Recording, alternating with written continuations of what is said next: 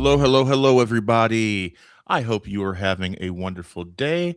I am Maui. I run this channel, Reflect Games, but tonight I will not be your GM for the evening. Our GM will be the wonderful Sadie. No, you're off Also, camera. yeah, I don't want people to see my face. No, one second. I forgot to hit the thing as well. There I am. There you are. Um, Hello. Tonight, Sadie will be taking us on a journey into the Triangle Agency. Before we do that, couple housekeeping things. One, you like my glasses changed? I get compliments on these all the time. Thank you very much. You can get these at Rosebush Dice. If you put in the code Reflect15, you will get 15% off. Check it out. And they also always have really good sales on. So if they have a better sale, use that. Would not have found this if not for the Oak Park Red Dragon. That's my second piece of information. Check out the Oak Park Red Dragon. If you have actually, you know what, Charlie, you work at the Oak Park Red Dragon. Tell people about the Park Red Dragon real quick, please. You got it. The Oak Park Red Dragon is stationed in, get this, Oak Park, and helps kids make friends, work through social issues, and is aggressively neurodivergent affirming and aggressively affirming on LGBTQ rights and things like that. So kids come in, they bring themselves as themselves, no masking. Bring your stuffies, bring your onesies, bring your can-do attitude and your bug nuts energy, and we aggressively welcome that and combine it with TTRPGs, primarily Dungeons and Dragons, to make friends and do really good therapy as a sideshow to making friends, which makes it a lot easier for a lot of kids to go like, "Hey, I'm playing D&D," rather than "I'm going to get good therapy," which a lot of kids are more prone to saying one to the other. It's a lot cooler to go to D&D than do therapy. So we get to Absolutely. proudly promote that. Heck yeah. In terms of things coming up on this channel, on Mondays you can check myself and Sadie out on the Worm Riders saga. It is awesome. I highly, highly recommend it. On Tuesdays, you can find me over at Guild Superior, doing Call of Cthulhu, the Strange Case of Kalsov's Mummy, run by Dungeon Mister Ty in the chat. Give Guild Superior a follow. They are a dear friend of the channel. And then lastly, on Wednesdays for the next few weeks, we will be doing an Avatar: The Last Airbender campaign called Avatar Fallen Idol. It takes place minutes after the death of Avatar Korra. With all that out of the way, Sadie, I hand it over to you. Welcome, friends. We have arrived at our first session of Triangle Agency. Um, little bit. I would love to do a quick round the horn. Introduce ourselves. Say your name, your pronouns, and maybe your character's name and pronouns. So let's do that real quick. Let's start with our lovely Christy, aka Gina. My name's Christy. My pronouns are they, she. I am playing Gina Cavallo, pronoun she, her, who is the um, threshold. What did I say? Threshold compliance officer at the Triangle. You're a genius. Brilliant. No notes. Janet Cecilia, my darling. Oh yeah. Hello everyone there out in internet land. The role of Cecilia Linnell will be played by me, Janet. Janet she her. And yeah, just the busybody intern. That'll be my title, I suppose. I love it. And Charlie already gave a little bit of an intro, but let's do your character and all that. Hi, I'm Charlie. I'm playing Tyler Booker. I would say communications director, but that's not really his job. It's communications receiver at the Triangle Agency. It's like a big microphone. I love Yeah, it. I listen to a lot of weird shit. Mostly the other weird shit Hello, around thank me. you. Oh, thank Someone you. did a thing. Yes, thank you for the Thank you, gift Oak Park Yay, Red sub. thank Dragon. you. Thank A you for the sub. gift sub. Wow. Yay. And Maui, darling. Hi, I'm Maui. I'll be playing Gary Ganchford. I used to be an assistant regional manager, but I recently got demoted all the way back to what are we starting at? Trainee or whatever? You are technically all trainees, although we'll talk about that Yeah. and what that means. And I, of course, am Sadie, pronouns they, she, and I will be guiding us along on this supernatural corporate nightmare journey. Very excited to play with all of you. We have discussed, very importantly, our safety consent lines and veils in private.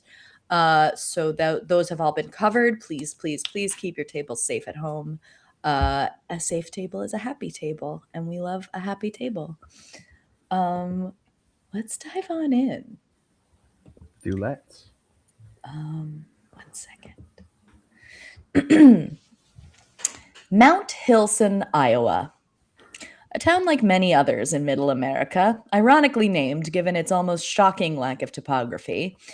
The extrusion capital of the Midwest, Mount Hilson, locals take pride in the Holmes Ketchup Factory and the Schmidt Mustard Factory, and somewhat less so in the Shine Toothpaste Factory, spelled Schein, which ironically makes your teeth decidedly not very shiny. But everyone's favorite local feature is the Blaster Bob Gumball Factory. It is famous nationally. It is an institution, and it is the host to the annual Gumball Fest, the biggest event in the town every year. Unfortunately, the day-to-day life in this town seems a bit dull, a bit mundane, a bit beige even. But those who work at the Triangle Agency know better and know that Mount Hilson is in fact the home to quite a lot of interdimensional anomalous activity, which can lead to some rather unfortunate and sometimes hilarious consequences for its residents. We're going to open actually on a Sunday evening, the night before the Sunday scaries have set in for some of us. We're about to start a new week of work, and I'm going to roll a die to see who we start with. Okay. Maui. Is Gary at home this Sunday evening? Yes. Gary is at home. Gary still has a DVR, and he is watching DVR episodes of Jeopardy, because most places besides New York play Jeopardy in the middle of the day. So he can't watch it when it's airing. So he watches them all over the weekend. So he's watching Jeopardy. He is excitedly answering questions, and then he has a little notebook where he's writing down the answers for everything.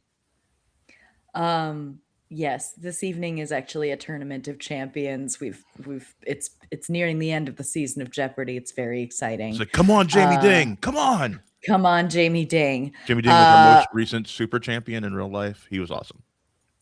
Yes.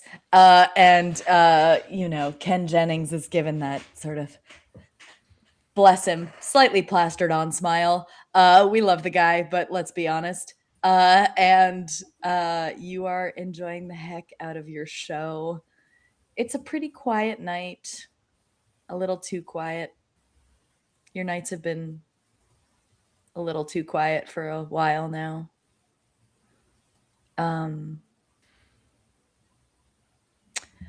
The show continues. You get to a commercial, and it's one of those awful, like, Viagra commercials with the two old people sitting in side-by-side bathtubs in a field, because that makes sense as a thing that would ever happen anywhere.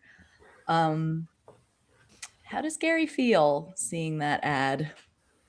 He's like, who would I use it on? God, I'm lonely. Oh. And I think he looks on his little side table. He has a picture of his ex-wife, Gina, and he grabs it and he like looks at it and he says, "Man, I really screwed that up." Oh, heartbreaking. Love you, honey, and then puts it back down. And as the program comes back on. Brutal.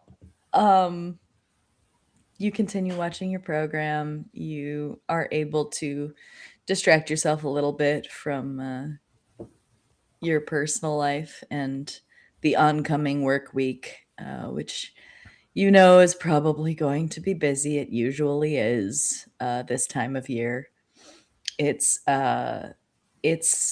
mid-January, and people are sort of still keeping up with their New Year's resolutions, but some of them are starting to think about Valentine's Day. They're starting to think about springtime. They're starting to plan ahead for their year. And with those plans always comes a few unexpected visitors from the other side.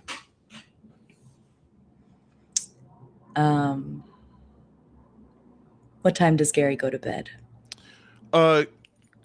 Gary loves to procrastinate before bed, so his like wind down alarm on his iPhone went off at like 10, but it's now like 12:20, and he's playing Candy Crush just in bed instead of going to sleep. And I think he sneaks downstairs, gets grabs 2 spoons of peanut butter, and then remembers Gina's not here, and then eats both spoons of peanut butter before he goes to bed. You're killing me, man. You eat your 2 spoons of peanut butter. It's so sad. It's just so sad.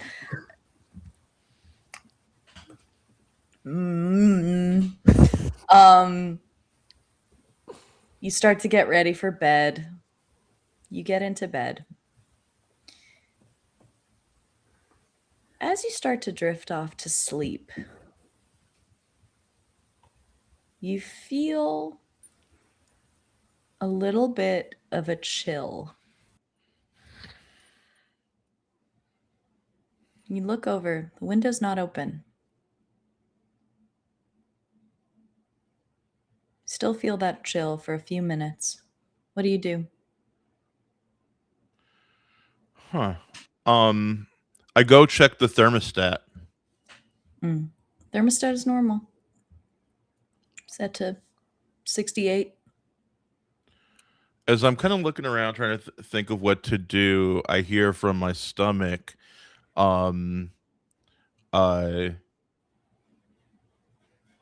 all the windows, trash bag. I'm like, shut up. As I lift up my shirt, and you see 5 mouths that kind of wrap around my midsection. And another mouth says, I mean, it's not a bad idea. Yeah, I know it's not a bad idea. I'll check the windows next. And I start checking the windows to make sure that they're all closed. It's interesting. Those voices that come from your torso, they all sound like you, but not quite like you right now. The one that told you to check the windows sounds close in age, but maybe just a little bit more confident, a little bit more self-assured. The one that said not a bad idea sounded young, like a teenager maybe. And you check the windows. They're all shut. No obvious cause for the chill. And a few minutes later, it dissipates. You don't feel it anymore. I'd like to check, like, I don't know if I have like a work like laptop that I could like check for any like recent anomalies that have to Let do with me temperature. see. I think you have the, what do you have? You have an expense account, but that's a different thing. That's taking on property. You know what? I'm gonna say that you know where that database would be, but you cannot access it outside of the Triangle Agency. So you make a mental note to check in the morning. But there's Okay. nothing you can do right now, unfortunately, short of calling the emergency line. But Okay. the chill has dissipated. So All right. you think In that case, I get into bed and I say, you are, uh, you are well adjusted. You are a well-adjusted human being. You are a well-adjusted human being. You're a well-adjusted human being. You will get up in the morning. You will not sleep all day. Okay, let's do this. As I go to bed. And gosh darn it, people like me. Oh, that's heartbreaking. Okay, let's see here. Okay. Gina, what are you and Princess up to this Sunday evening? Gina has DVR'd Wheel of Fortune. Excellent. She spends her Sundays basically preparing for the rest of the week. So she's already done all her laundry and planned all of her outfits, and she's currently, while the TV's on in the background, meal prepping for the rest of the week. And it's baked chicken and bland, unseasoned broccoli and rice, and maybe a lasagna with zucchini as the noodles. Oh. It's all just a little bit sad. Oh gosh, diet food. Good for you. So you're meal prepping. Princess is down by your feet. Whoa, whoa, whoa, Not puppy food. whoa. Oh, okay. Maybe one piece of chicken. I love you so much. And she takes it and sorry. She chomps on that chicken. She's so happy. You've got Wheel of Fortune on. Is Pat Sajak still doing that or did he stop? Who's doing it now? I don't He quit. I think he retired. I don't know who's doing it nowadays. Anyway, It whoever's is doing now. Ryan Seacrest. Oh, He took over after Pat retired. not that Pat was a anyway. I have a lot of feelings about grandparent game shows. Anyway, you're watching Wheel of Fortune. Ryan Seacrest is doing his thing. That's so weird to me still. I can't make sense of that, but okay. Princess has her little bit of chicken. She's very happy. She cozies up. And you see a different kind of commercial. You see what appears to be a like an influencer in a TV commercial, which is somewhat unusual. But they are selling a retreat for upwardly mobile young women. It is essentially a women in business retreat. It is certainly too expensive. It is surely a bit frivolous and probably mostly about networking. So for the socially anxious, bit of a nightmare. But you see that? What goes through Gina's head as she's watching TV and hanging out with her darling pup? I think at first she's like, oh, what a scam. Who would fall for that sort of thing? And then like in the back of her mind, she's like, but wouldn't it be nice to like go somewhere and meet new people? And she like briefly pulls out her phone to like open up this influencer's like Instagram account or something and then like closes it immediately. It's like, that's stupid. That's stupid. I don't need to do that. It's a scam. You decide it's probably a scam. Princess kind of starts nudging you with her nose. She needs to go outside. All right. We'll go outside. Then we'll get you your peanut butter.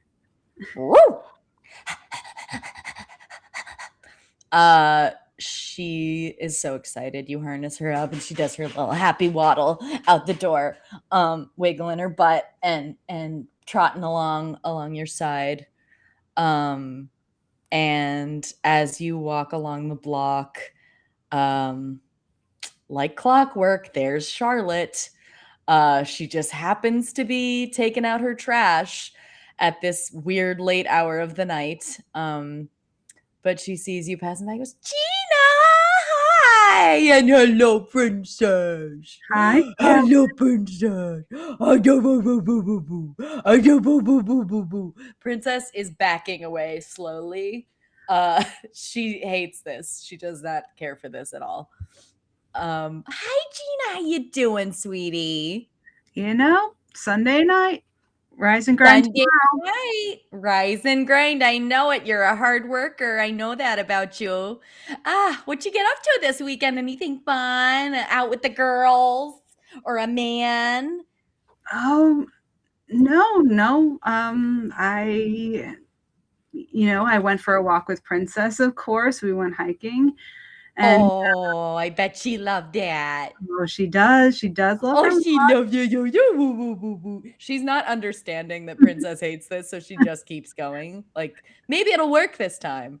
It won't. Princess likes the space. Oh, of course, yes. Don't we all? And she like doesn't take the hint. How's still... Dave? Oh, he's good. He's doing well at that toothpaste factory. I think he's gonna get a promotion soon. Oh. Shine is really starting to notice his hard work. He's shining, if you will. Oh, I got myself with that one. Oh, that was a good one. Very funny. Very funny. Well, we are having a barbecue in just a couple of weeks. I know it's cold out here. It's still January. It's crazy, but we wanted to smoke some brisket, and we thought it might be a nice chance to have some of the neighborhood over.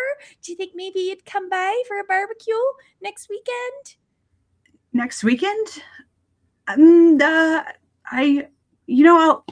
Oh, we'd love to have you. You're such a ray of sunshine. We just love having you around.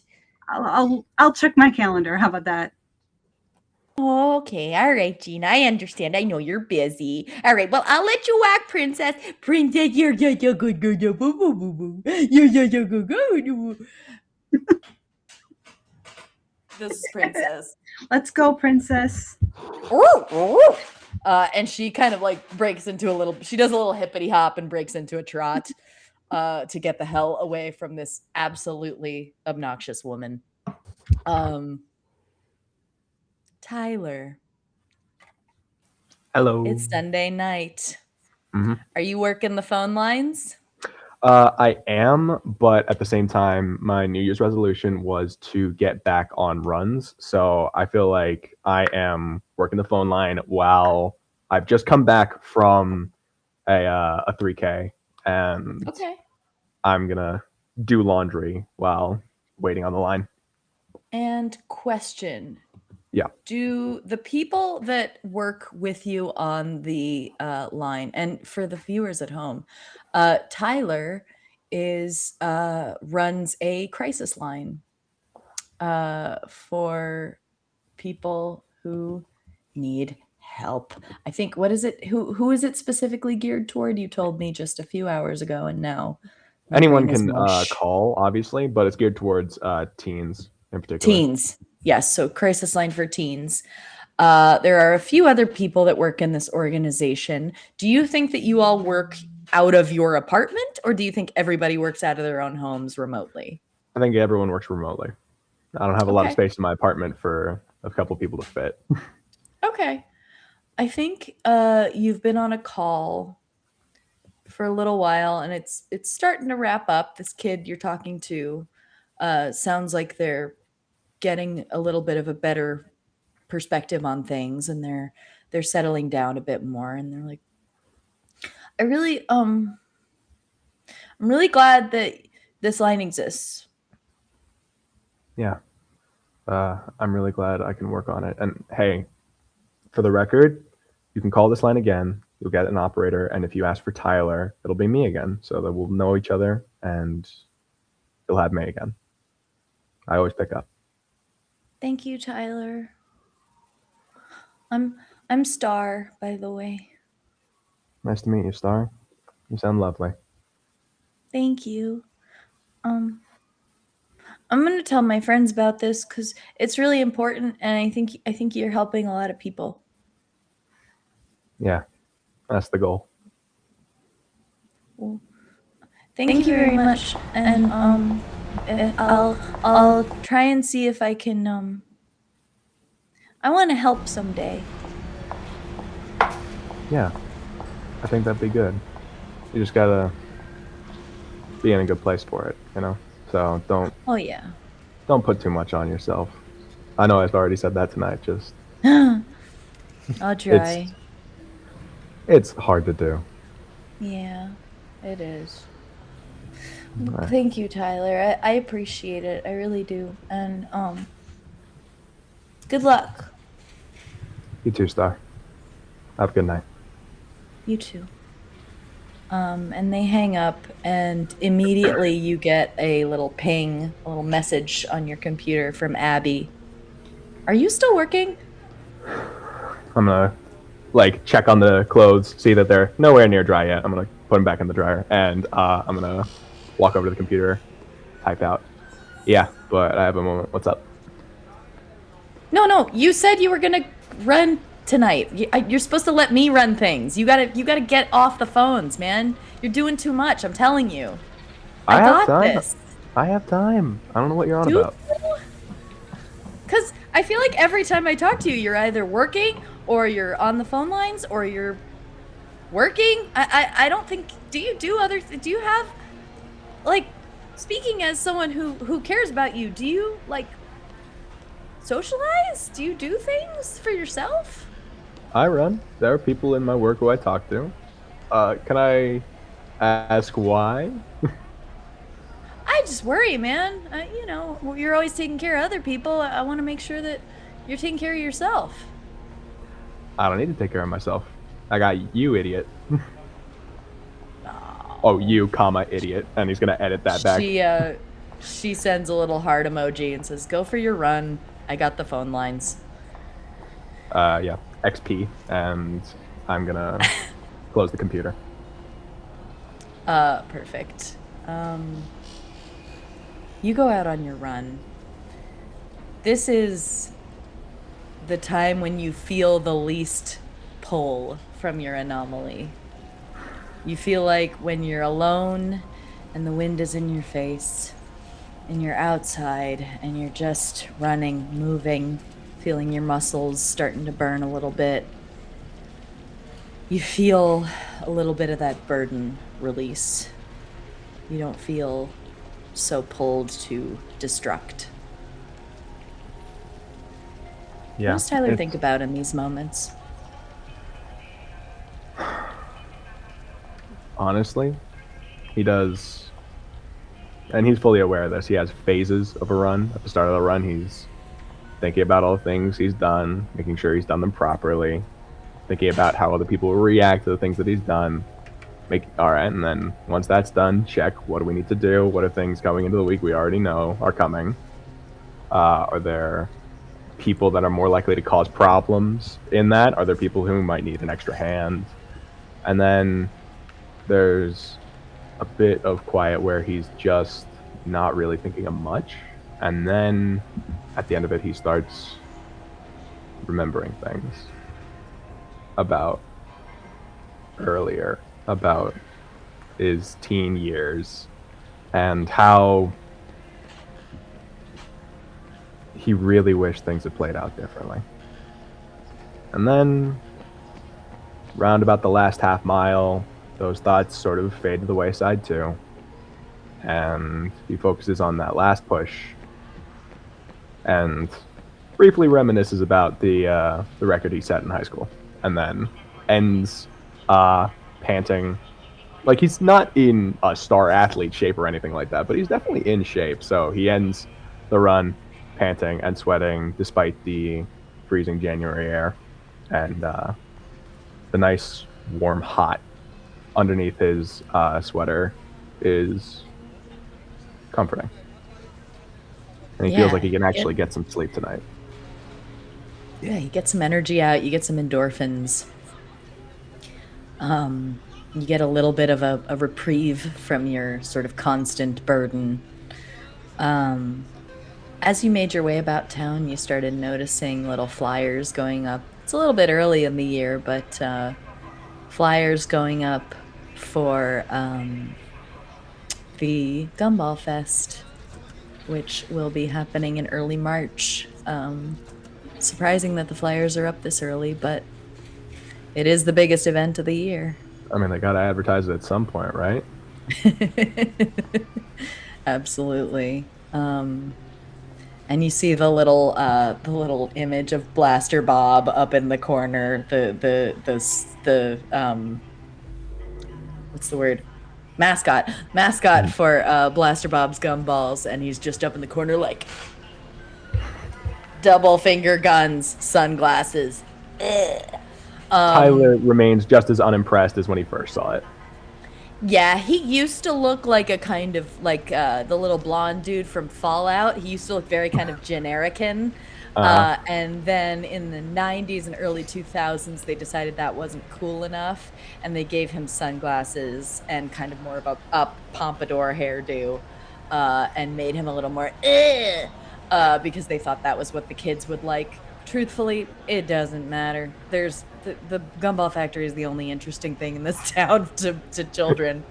If you're not on the internet, there's gumballs or like mustard, and that's exactly. Gumballs, ketchup, mustard, toothpaste that doesn't really work so well. That's pretty much it. Yeah. And you make your way home and get ready to start another day tomorrow. And finally, we will go to Cecilia. Cece, may I call you that? Sure. Does she go by that? Her friend gets to call her that, yeah. Amazing. Is Cecilia streaming this Sunday evening? And if so, what is she streaming? Okay, so I think Cecilia is streaming, and I think she's streaming. Can I say like a real video game or does? Okay. Yeah. Okay. What are they gonna do? Hunt us down for giving them free press? That's true. Got us for using licensed property. Okay. In a positive way. Yeah, that's true. So she is. I think she is streaming. I think she's streaming the most recent. Like, I'm gonna say it. Yeah, I think this makes sense. She's streaming Resident Evil. I think. Hell yeah. Yeah. Streaming Resident Evil. Sorry, what were you gonna say? Were you gonna say something else? And she's not always like playing horror games, but I think they hit like a subscriber goal to get her like to play Resident Evil. And absolutely, yeah. And can I describe like her little setup a little bit? Like, please, by all means, the floor is yours, my darling. So she goes by the username of Trixie Treat.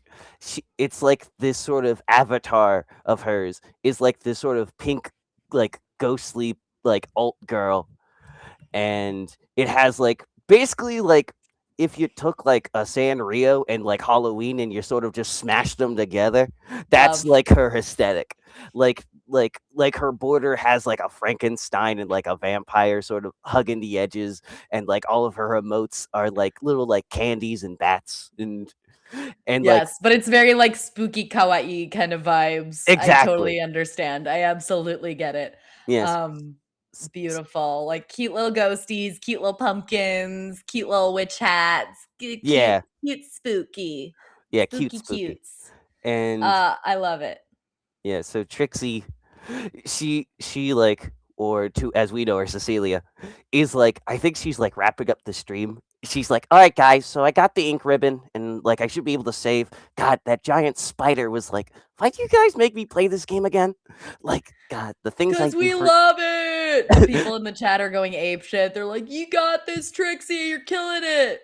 You're Thanks. literally killing it. You're killing the zombies. It's fucking sick. I'm like, thanks, guys. So You have oh, sorry, go. no, I was just gonna say you have the benefit of being sort of anonymous in what you do. So they love what you do and they have no means of judging you because it's just your video game skills, which are great. Yeah.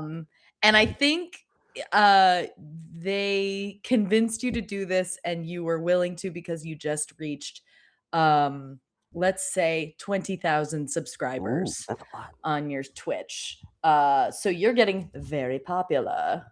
Awesome. And you know, I think with that comes a little bit of like, uh-oh, I'm getting kind of internet famous. What does Yeah. that mean? How does Cece feel about all that? How is she feeling as she's getting this real following? I think it's like the like this to her has been like a very like palpable dream for her. So like to see all of her hard work like come out of it is like great, awesome. I can't believe like this is amazing. But Hell yeah. also like it is like a sort of thing of like, oh God, like what do I do now? Like, am I supposed to like top myself? Am I supposed to like do better and better? And like what does this like mean for like the future? You know? So like Hell yeah. so it's like, you know, combination of like so much excitement, but also like the sort of doubt and anxiety that comes with like the success of it all, I think. Mm-hmm. And I think right at a really grisly point in the game, like something awful, something truly disgusting is happening on screen. The door sort of not crashes, but sort of springs open behind you, and Marin says, hey Cece, do you have my mask? I can't find it. Screaming bloody murder. See, your roommate Marin knows that you stream, doesn't know anything about video games or about streaming or about how any of that works. She lives a very different life than you. She's a nice person, but she does not understand your whole deal. And she has now run to the opposite end of the living room, has put her head in her hands and goes, oh my God, I'm sorry. What was that? I'm sorry. Oh God, I just wanted my mask back. I'm sorry. Oh God. I just look and like I'm like in damage control, like, oh man, like what, like Baron, I give her a look like I'm not like angry or like I am upset, but I'm not like angry, you know, like I'm just like that and I look and I'm just like, so guys, I think I'm gonna take like a 15-minute break. I think there's some stuff going on in here, so I'll be back, okay? Like, And boo, keep playing, kill it, kill the zombie, boo. Okay, fine. Bathroom breaks are important. Hydrate, queen. You know, the chat is all over the place like a Twitch chat. As they are on the internet. So it's mostly positive. You've curated a nice little community for yourself. But you know, they're gonna be a little bit like, boo, keep going, don't stop. It was just getting good. Yeah. But they understand, and you kind of turn your OBS to the break screen. This is getting very meta. And and you oh no, am I frozen or are you frozen, or is no one frozen? You're just perfectly still. Never mind. Sorry. My no. My You're amazing. My piercing gaze and my You're amazing perfect. vizier. I just for a second I was like, oh no, did I No, Why? I was in it. I was in the game. So I think with that, So Marin is screaming in the corner. You've just turned your break screen on. She's like, I'm sorry. Oh God, I don't know what that was. I'm sorry. Oh God, I just wanted my mask on. I think like a kindergarten teacher to like a kindergartner. I'm just squatting next to her, like patting her, like there. It's okay. It's fine. What was it? It was a giant spider and a bunch of zombies. Like I know that No. like I I know I'm sorry the chat wanted me to play it, and like it's been pretty good, honestly, all things considered. And like Oh, were you stream? Oh shit, it's a stream night. yeah, Fuck, I'm sorry. it's Shit. it's okay, Marin. Don't worry. You know, like the people on this in the streams are usually cool enough, so it's all right. Just try not to do it again. That was so scary. I won't. I promise. Oh.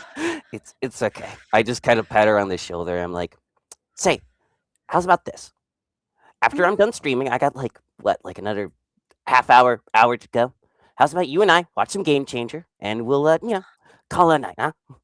I like the little man with the glasses. Yep. You know, I've been here the whole time, huh? Pretty good. Yeah, he's been here the whole time. Yay. Oh, that'll be fun. Yeah. All right. Ah, So okay. I think I like go in my room and like get like her mask. I'm like, here. Okay. Thank you. I love you. I'm sorry I interrupted. That was really scary. You're very brave. Love you too, Rumi. And I just sort of give her like a bit of like a light dead arm. I'm not like freaking socket her, but like a light hit on the shoulder. Her body language softens a good bit. She really likes living with you, even though she doesn't understand a lot of what you do. She's like, you're great, you're a good roommate, and you're a nice person, and I like you, and I'm sorry. course. She kind of toddles off to her room to do her mask, her little self-care before Monday routine. Is Does Cece do anything to kind of mentally prepare herself for the work week? I think like I said, I think me and Marin pick a show. Tonight is Game Changer. and I think like to her, like streaming is sort of like while it is like a bit of a career as well, and like her dream, it's like that thing that just sort of recenters her for the more like maybe tedium and mundane, though with what she does, how tedium and mundane can it really be? Absolutely. I love that. And Um maybe some light reading, maybe like I think she's like into like comics and manga, I would think, with her sort yeah. of Azir. She picks up a comic, has a little reading time before bed. And what time does she wind down for the night? I think with the stream, it's a little later than she would like hope it for. So like I think like around like maybe like 12-ish is like Okay. she's like, all right, time to finally hit the hay, turn off the lights, close your eyes, let the sweet like silence of night take you. Yeah, as you start to power down, you feel a little bit of that chill in the air. It's cooler in here than it should be. Windows aren't open, fan's not on, thermostat is normal, but it's just a teeny bit chilly in here. I like I start to like look about. I start to look around. I guess like my instinct is to like check my hand. I'm like, nope, can't see through it, and then starts like looking around, like to see if like maybe like we left the AC on or something. Yeah, AC's not on, everything looks normal. It's just a tiny bit chilly in here, and you kind of putter around looking for the source, and eventually it just kind of warms back up again. Mm. Nothing changed. No, nothing obvious that would have caused it. Just temperature rises a little bit, just a few degrees. It's not a huge difference, but it was just enough that it was noticeable. Well, she just kind of shrugs her shoulders and just like goes back to bed, like maybe brings an extra blanket with her. Hell yeah. I mean, hey, weird shit happens sometimes. Mhm. And we all go to bed for the night. And the next morning, thank you, Maui, we all arrive at work.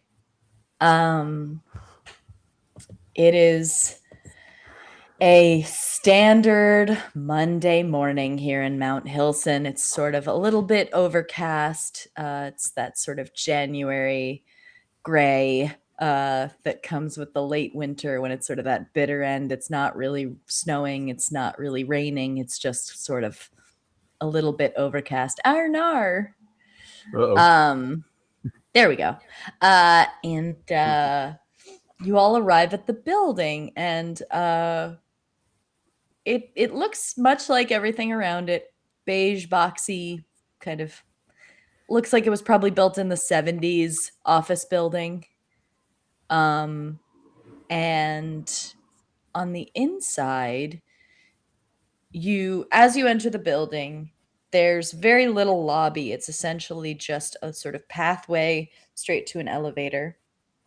When you get in the elevator, you go up to your floor, you come out, and the hallways are longer than the building seems to be from the outside. The windows show the outside as it should be, but something about it is just a little bit uncanny. It feels like you're looking through a screen, a portal, a haze, something. There's like a curtain between you and the outside that almost doesn't seem real. And as you enter, you are all greeted by your manager, Ms. Lavinia Porter. She is a about 60-year-old, very handsome Black woman. She wears her hair up, tied tight in a bun, glasses on her nose, very smartly dressed, very like well put together. She's one of those, she's 60, but she probably looks like she's about 45, because one, black don't crack, and two, she just takes good care of herself. She's someone who clearly like cares about appearances and cares about putting on a good professional face. But she's very kind of stern and formal, and she welcomes you all and says, Dr. Haratunyan, those who know him talk. He will be coming in later to talk to some of us about his new development. As some of you know, he has been developing technology to slow the progression of these anomalies so that we can control them and contain them a bit more easily, and ideally perhaps not have to neutralize quite so many of them. It's a very exciting bit of research that he's doing, leading right up to his retirement, which we're all very, very excited for. He's worked very hard for a long time. We love our talk. So please do be here for that meeting. That will be later on this afternoon. But for now, I need to give you your new case for the week. Is everyone ready? Yes, ma'am. Fantastic. All right. Yay. All right. So here is the information I have. There is a building downtown. It is 36 Tulane Street. There has been an awful lot of unusual activity in that building. We've had several firings of people, reports of firings of people who live in that building, several reports of hospitalizations, many, many, many noise complaints, and strange odor. There's been a strange odor reported. However, no one seems to be complaining about it, as many of them claim it is pleasant. So we've got the building to investigate. We've got a couple of people in the hospital that we can interview to perhaps get some more information. And we can go from there. I assume all of you know how to do this. It isn't your first day after all. No, ma'am. Fantastic. All right. Well, that'll be it for me. You all feel free to converse, confabulate, figure out what your plan is. I've got to go tend to a few other things, but I will be available to you as always. My office door is always open. Lavinia, Yes, Could- yes, could I- Gary. could I talk to you alone for a second? Sure, yes. And she kind of takes you aside into the hallway. So how long do I have to do this? This is your job, Gary. Yes, but I didn't used to have to do this, and now I'm back in the field, and I was just wondering if I could get back into an office, you know? Right. Listen, Gary, I was sad to see you get demoted. I really was. I didn't want it to happen, but my hands were tied. The higher ups really, really didn't like I'm really good some with of untying those. knots. We can untie those hands. Right. Listen, we'll see how it goes for the next few weeks, and then we'll talk. Sound good? Yep. Sounds great. You got it, Gary. I'm a Appreciate you being a team player. Yep. I'm a well-rounded person. All right, guys. So Gina was probably in the middle of saying he's probably trying to worm his way out of doing this at this very moment. Under her breath to Tyler. I am not looking at Gina. I'm giving a slightly pointed look towards Cece, or sorry, Cecile. And he's just reviewing notes in a little mini notebook that he has that he keeps for cases, and paying attention and listening, but not engaging back. I mean, he could be doing anything, like probably what Gina said, but that could be anything. all right. Hey everybody, let's I guess go do this thing. Oh, okay, so weird odor, mass firings, noise complaint, strange. I already said odor. Hospitalized people. Yeah. So what do we think we should do first? We should go check it out. See if we can find anything wrong. Pretty paint by the numbers here. Okay. Well, I'm still pretty new, so I was just, seems like you got some experience on you, Gary. Well, I did used to be the assistant regional manager, but Should be no problem then. Yeah. Let's go take a look at the building, shall we? All right. hey, Gina, do you want to ride with me in the Geo? Who else is driving? I'm driving myself. I don't have a car. Yeah, no, you can ride with me. That's fine. Yeah, Princess prefers Tyler. So I mean, Princess definitely does not prefer Tyler. I mean, Princess is also my dog. I'm interested in interrogating the people who are hospitalized. Interrogations are kind of my specialty. But if we all want to go to the building right away, I will. I'm not particularly fussed. I think hospitalizations is personally the more interesting one. I was just following Gary's lead and playing by the numbers. Let's play it how Gina wants to play it. I'll drive. Okay. Sure. Like I think with CC, she's looking between Gary and Gina like a ping pong match. Like,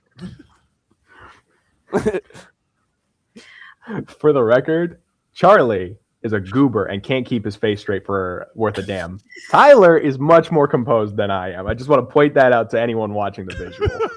I'm going to betray my emotions, not Tyler's. Can I whisper to Tyler, I'm like, you've been here a little longer than I have. Are they always like this? Yes. Oh dear. Yes. Okay. Well, nothing a can-do attitude can't. Well, I guess let's just be optimistic, I suppose. right, So y'all head to the hospital first. That's the plan. Sounds Gina, like it. that's what you want to do, right? Cram as many people into the Subaru Outback that I have as possible. So you head to Mount Hilson Memorial Hospital. And thankfully, with your clearances provided by the Triangle Agency, you don't have to do too much finagling with the nurses. One of them is a little bit like, and you know this person how? Cousin. You know the cousin? Yeah, they're. It's. You don't want to think about it too hard. We're all sort of cousins in a weird way. You know, like legally. We know her from work. We just want to make sure that she's okay. I don't know what they're doing. They think that apparently you have to be related to visit them. We are friends from work. Oh, yeah, no, they're not. It's not the ICU or anything. Yeah, you Yeah, of go course. ahead. I'm sorry. What was your name? Oh, Gagum.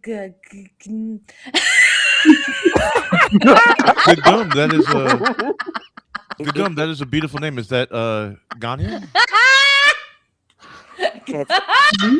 Good gone. Yeah, it says it right there on your name tag. Ghan, is that a Ghan. Ghanaian name? Is it? It is. Thank you so much. It is I am beautiful. Just Ghanaian. rolls right off the tongue. You're Thank very you. kind. Thank you so much for your help. I appreciate you. Oh, anytime, my dear. Go right on up. She gives you the room number. Thank you. So there are a few different people who've been hospitalized from this building. The ones that you find are actually a couple. Their names are Carl and Stephen Martin.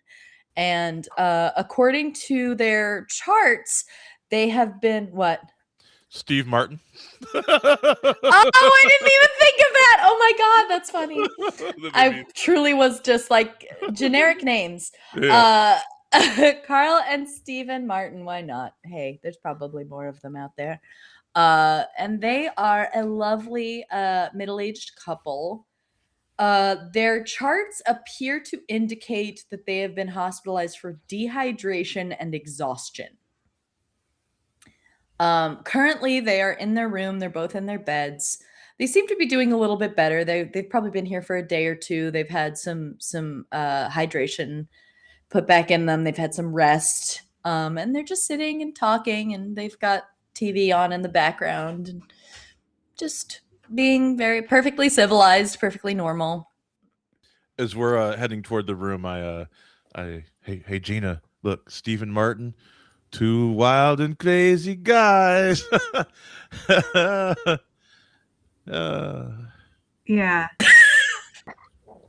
Let's go talk to them. Like just breaking the air. Let's go talk to them, guys. Come on. Awful. They see you come in. Oh, hello. Are you more police? No, we're not with the police, but we do have a couple of questions for you, if you don't mind. Oh, of course. My name is Carl. This is my husband, Stephen. Hi. Hello. Hi, Gary, Gina Ganford. Gina Cavallo. Cavallo. Right. Gary Ganford, Gina Cavallo. Wait, didn't you clean my teeth? Yes, I don't work at the dentist anymore, but yes, wow. I remember you. You had a very delicate touch. You're a very good hygienist. Thank you. Thank you. Oh, so are you? So how can we help you? We hear that an incident at your building has landed you in this situation. We're hoping you could tell us a little more about it. Incident in our building? I don't know about any incident. Well, it's a little embarrassing, honestly. We've been married for 35 years. We've had a long and lovely relationship. We're very happy together. How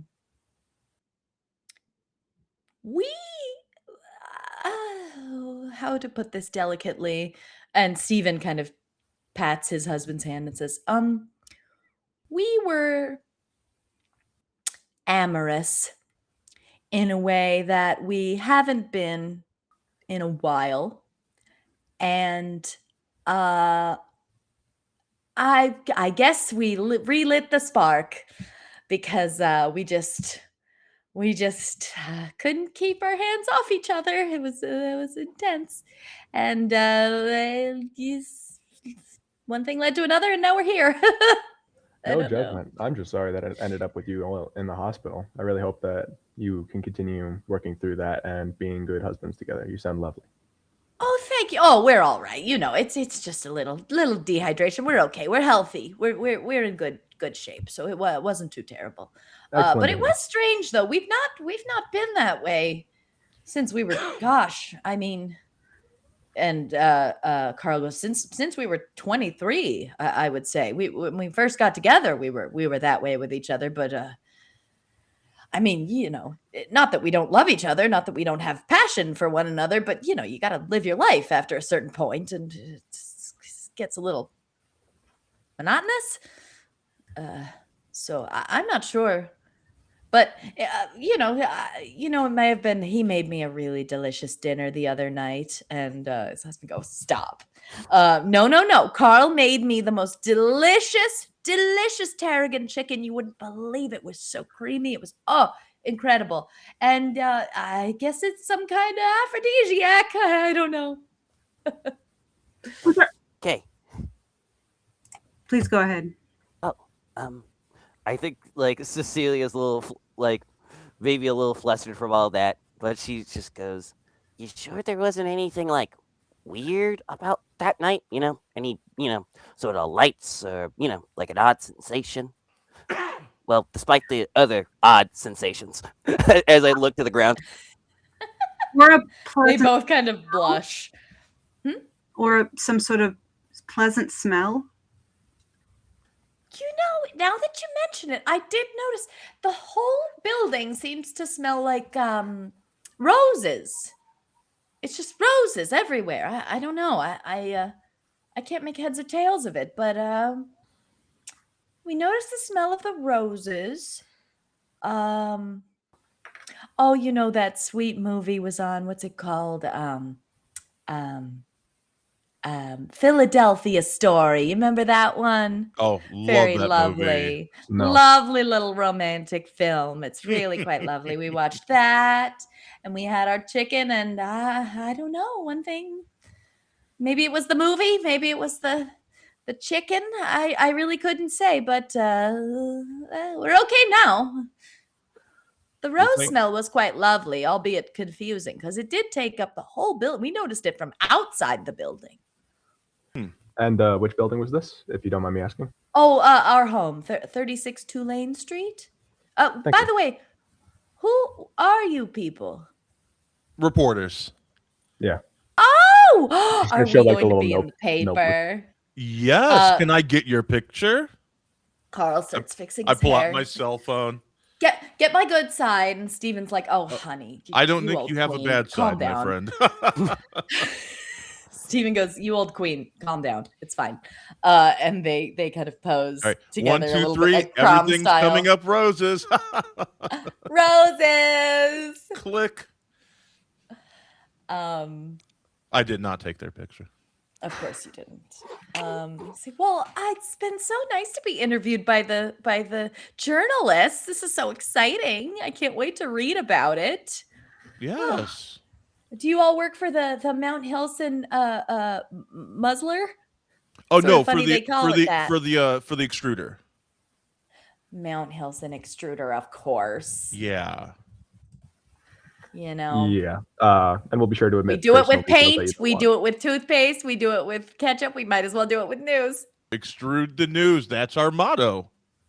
Yes, I know. I read it every week. I read the extruder and I read the Muzzler. Do you do the Muzzler crossword? is weirdly mum. I don't like the Muzzler. Do you do the crossword? Oh, I'm real bad at them. Hmm. I can never figure out the clues. Steven here is brilliant at them. I love the crossword. Oh, that's It's my lovely. favorite. So glad to hear that. So unless you have any other, No, thank you. That's very. Oh, actually, very well, good. I'm sorry. One more question. Anyone else from your building affected by this? affected by us? But Anyone else whenever reporting the smell? The smell, yeah. have any adverse effects? Perhaps increase because it could have been some sort of gas leak. I will say I did notice rather a lot of noise in the building. Different kinds of noise though. Some people were well, like us. Commiserating. But no one else dehydrated in the way that you were. Oh, I think one or two other people might have been, but couple of the noises sounded less like good noises and more like real sad noises. Okay. Like moaning, wailing, crying. Crying would be an accurate description. I would say crying. Yeah, I'm not sure why. I honestly I was so distracted by this cutie patootie right here. I wasn't really noticing it too much. But yeah, now that you mentioned it, I definitely heard some crying. Okay. Thank you so much for your help. Also, Oh, big you're fan of your welcome. name there, Steve. Oh, I get that all the time. You know, they say, "Oh, the jerk, picking out a thermos for you." Oh. Well, it's just been a pleasure meeting you all. Thank you, Kirk, for visiting us in the hospital. This is so nice. Absolutely. Thank you. Of course. We'll see you later, or maybe not. Well, and As we the leave, I hospital look room. at Tyler and Cece and I say, "Look, guys, the first thing you need to know is that when you talk to these people, if you're happy, they're happy 90% of the time. So noted. just Sure. talk to them like you're their friend, and they'll respond in kind." Uh-huh. Yeah. I gotcha. and I like turn around to Tyler and I'm like, I wasn't the only one that thought that was awkward, right? No. Okay, good. and I turned back. As we're exiting the hospital, I just want to see if they have any masks that I can eat from them. Yes, they have a little sort of open box by the nurses station of masks that people are allowed to take in case they need to go into a room where someone is being quarantined or what have you. Yes, they do have masks available. Ever since 2020, every hospital has plenty of masks available. So if you would like, you are welcome to grab some of those. Yeah, absolutely. And where to next? I think as we're leaving, I'm gonna go up to one of those like large receptacles for throwing away like dirty scrubs. And I'm going to open it up, and I'm going to invoke one of my anomalies abilities. Go for it. Okay. So I open it up, and let me roll my duplicity. That's 1, 2, 2 threes. Okay. So that's 2 successes and 4 chaos. Yes. And rising out of it, you see another Gary Gansford, younger. This is like Gary from high school. So like younger, super fit. And he says, and I'm talking to him for a few minutes, and then I say, "Okay, let's go." And what he's going to do is, my Gary clone is going to put on some scrubs and see if he can look at their medical records at all, try and infiltrate and find their medical records and see if he can glean any more information for me. You got it, coach. You don't have to call me coach. What do I call you? Gary. But it's me. Mr. Gansford. Mr. Gansford. Okay, whatever. All right. Mr. Gansford, I'll check those for you. Oh, okay. And then I turn around to the rest of them and say, "All right, let's go." Okay, sure. Okay. Sure thing. So heading to the apartment building? Yes. Sounds about right. Okay. Let's put our sniffers Okay. to this smell. So Gina and Tyler get in one car, Gary and Cece get in the other. What are y'all's thoughts? Just like do you discuss anything on your way to the building? Anything stick out to you in that conversation with Carl and Steven? Well, like the smell of roses and the sounds of arousal, and then also like crying. The fact that Valentine's Day is coming close. 2 and 2. Smell it like he's not ready to call it yet by any means, but he is taking notes and he's rerunning through them in his head, intermittently pausing that train of thought with, "I fucking love that dog. I'm so glad that that dog came along. Such a cute little fucking dog. I swear to God, we don't She's have a enough good cute dogs in the girl. world." I would die and or kill for this dog. I think Tyler silently might as well. Yeah. I hand Tyler one of the masks, and I'm like, if there's any chance that this is some sort of like make you go crazy to jump someone's bones, I do not want to inhale whatever that smell is. So please feel free. I've got enough for the other two as well. Smart. Thank you very much, Gina. I think meanwhile in the other car, Gary's like, I bought the dog. That's- And I love that dog, and Yes, I yeah, only get to yeah, see the dog like every yeah. other weekend, and But you but know what? but- I should put some music on, and I put on Al Jarreau, This Masquerade. This is from my latest Gantz Jams mixtape. yeah, That's okay, some of my okay. favorite of the like Quiet Storm era. It's got some George Benson on there, and I'm just like kind of like talking.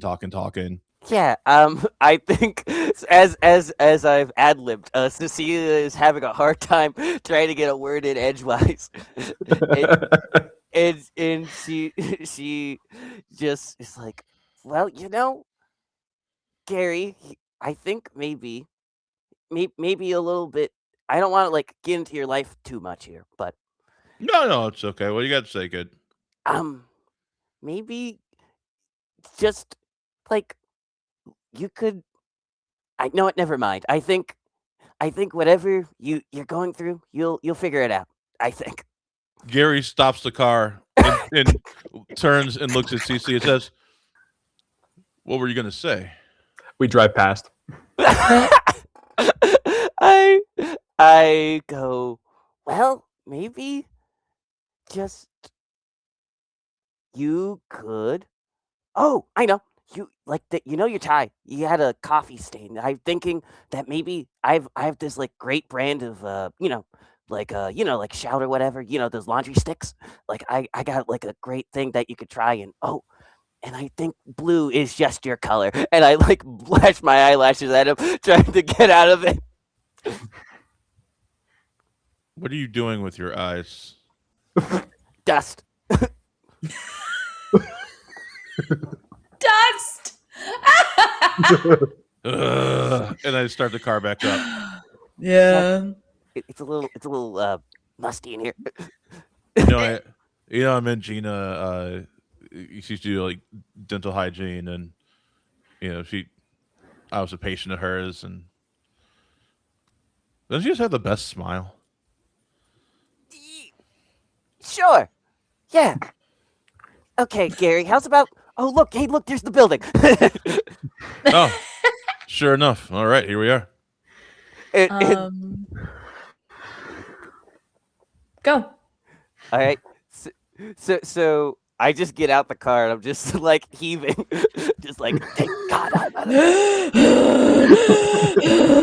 Social anxiety is real. As you get out of the car and say that, Gary looks in the mirror and says, "Yeah, who'd want to talk to you anyway?"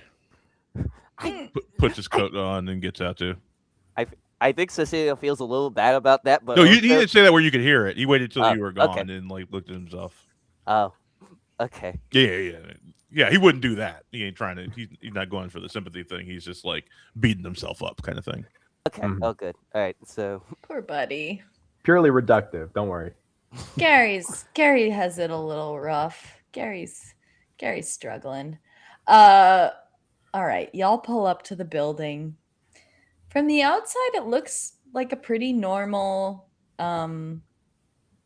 apartment building, nothing super remarkable about it.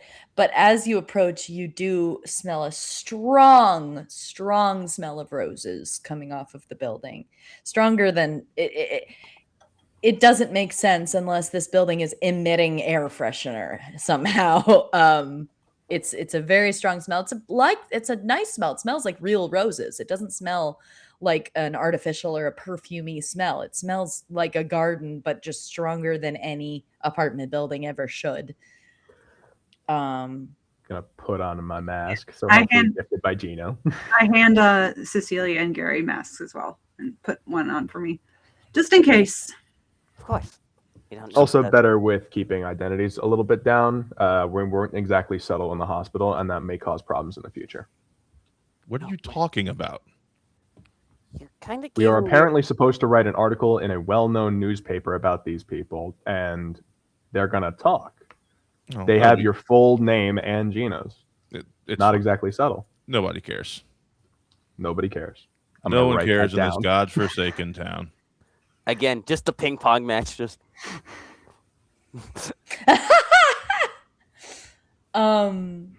Y'all walk into the apartment building. You manage to get in the front door, and you do hear some strange noises. The first noise you hear is clearly someone wailing, crying.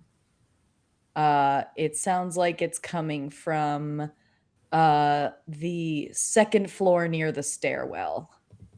You're able to pinpoint the apartment that it's coming from. You're able to trace the sound. Okay. What do you do? Who wants to handle crying person? You want me to do it? Look to Gina. Yeah, well, you make friends wherever you go, don't you? wait, guys. I got it. Don't worry. I got it, guys. The company says taking initiative is a good quality to have. So I will go in first, and then I will try to be subtle. I nod to Tyler. Sure, you ready for that, kid? Of course, I'm ready for it. I just have to show, my initiative, my attentiveness, and all the other qualities that a good employee of the Triangle Agency has. I look at Gina. What do you think? I'll come to back you up. You can take the lead, and I'll be there in case there are any problems. How do you feel about that? Great. Having any amount of help would be helpful. Good. Have fun. And, All right. and at that, I'm like, oh no, not that. All right. Well, me and Captain America will keep searching then. Keep searching. So you're not going to the apartment that the crying is coming from. No, CC and Gina just said they were going to. Got it. Sorry. Just double checking. Okay. So who knocks on the crying door between Cece and Gina? I will. Okay.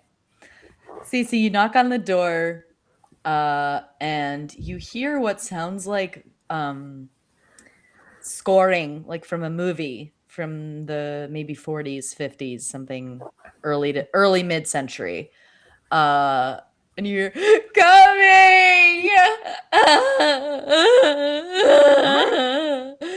The door opens and you see the saddest looking non-binary Italian American individual with a sort of mess of dark curls on their head.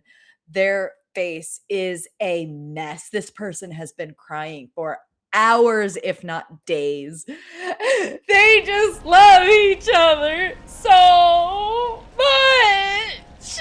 Oh, they do. Who does? George and Mary. It's a Wonderful Life. Mhm. I love it so much. Hey, I kind of like pat her like on the back, pat them on the back. Excuse me. And I pat them on the back. Okay. I use any pronouns. I don't care. I'm Elio, by the way. Hello, Elio. That's great. Is there how long have you been watching that movie? I kind of like try to peer around their shoulder to see like if like the TV is on still. He's doing that like they're doing that like set like child thing where they're like because they've been crying for so long. They're like, oh, what's today? Oh, Monday? January 28th. I've been watching it since December 15th. Are you like? Have you been like eating, drinking? You know, taking care of that body of yours? Sometimes I don't know. I look at Gina like, like They just love each other and it's beautiful. Love is beautiful. Elio, can I ask how long have you been crying for? Since December 15th.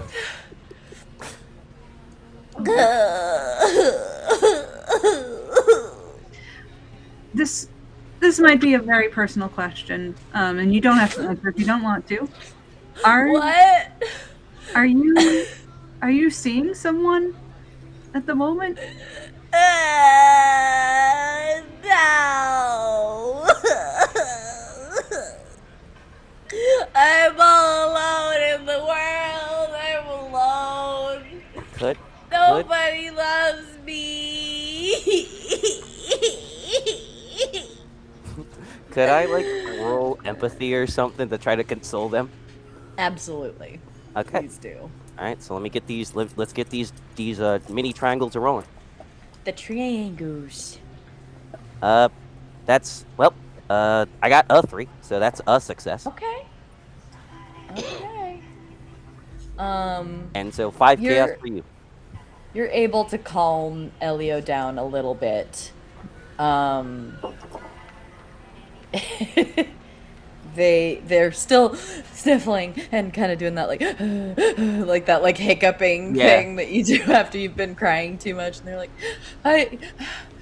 wait, maybe you want to go outside? Yeah, it's I think maybe I want to go outside. that's Elio. That sounds great. Now come on, let's get you some air. We'll make sure that you're hydrated. Like, yeah, it sounds like it. So come on, you've been crying a lot. Come on, and I sort of lead them outside. As soon as they leave the building, you notice a change in their demeanor. And they kind of open their eyes and they're like, have I been crying for a month? Roundabout. Oh, God. Oh, that's not me at all. Jesus, what the hell? Sorry, who are you? You said your name is Cecilia? Yeah, that Frank, actually. Frank? Yeah, Frank. Cecilia Frank. Okay. Sure. Yeah. Hi. I don't know what the hell that was. That was crazy. Hi. What can I help you with something? What do you need? What are you doing here? I look at Gina, like I whisper, like should I like? We're here to visit Mr. and Mr. Martin, and we heard you crying in your room, and it sounded very. I think I haven't seen them in a few days. I don't know where they are. Are they okay? That's what we're here to find out. Carl and Steven, yeah, I usually see them every morning. They go out to buy fruit every morning for breakfast. It's freaking adorable. They're like the building uncles. But I haven't seen them in the last few. I also haven't left the house. Oh God, I stink. Jesus Christ, what have I been doing all month? Have I been to work? Oh my God, I haven't been. Oh, I've been fired. I've been most definitely fired. Cool. Okay. Good. Sorry. What was it that you needed? Uh, You're muted. Gina, I can't hear you. We wanted to check on you because it sounded like you were having a horrible time in there. But I haven't. Do you live in the building? I haven't seen you before. No. We're visiting friends. Oh. Okay, that's cool. Okay, great. Well, that's very nice of you to check on a crying stranger. You sounded very distressed, and I think it sounds like you could use some fresh air. Yeah, I think I need to I need a shower is what I need. Jesus, I am ripe. Yeah, let's get some food. There's a diner down the block. Do you wanna come with me? Could we meet you there in maybe 15, 20 minutes? Suit yourself. We want to check on. I just gotta get some exercise, clear my head a little bit. That was crazy. Thank you for coming. Didn't know that I needed to be rescued from my own home, but apparently I did. That was really weird. Christmas movies will do that to you. Right? They're just like, they get in there. And the weird thing is, it didn't feel strange to be in my apartment watching a movie and crying for a month. So that's not normal. No. Am I depressed? Is this what depression is? Do you just like randomly get super sad for like a month and then you're fine when you leave your apartment? Is that how it works?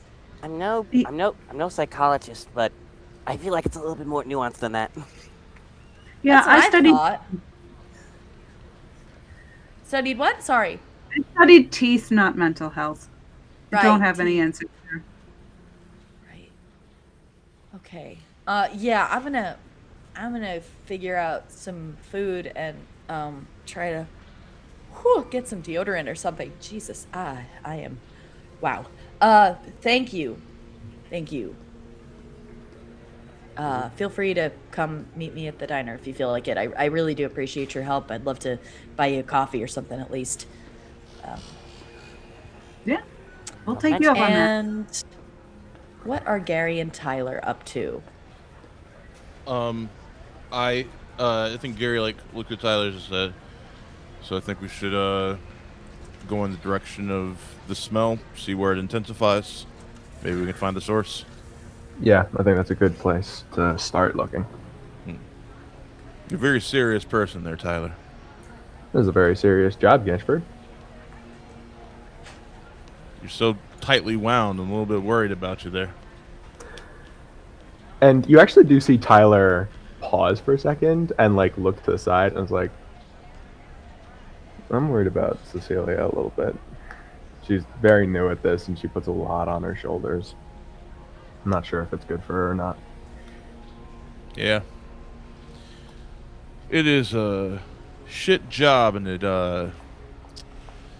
not very forgiving. So is it more forgiving as a regional manager? I imagine the stakes are higher. I was an assistant regional manager, but you know, I did my best. The best wasn't good enough, so here we are. Tyler is gonna pat your shoulder a little bit and says, "You did your best then. Maybe you haven't seen your true best yet." I think my best days are long behind me, kid. Oh, you peaked in high school as well? Yeah. Yeah, I did. What were you? Mathlete? Athlete. Fullback. Oh, nice. Shows his state championship ring. You still have it. Nice. Wears it all the time.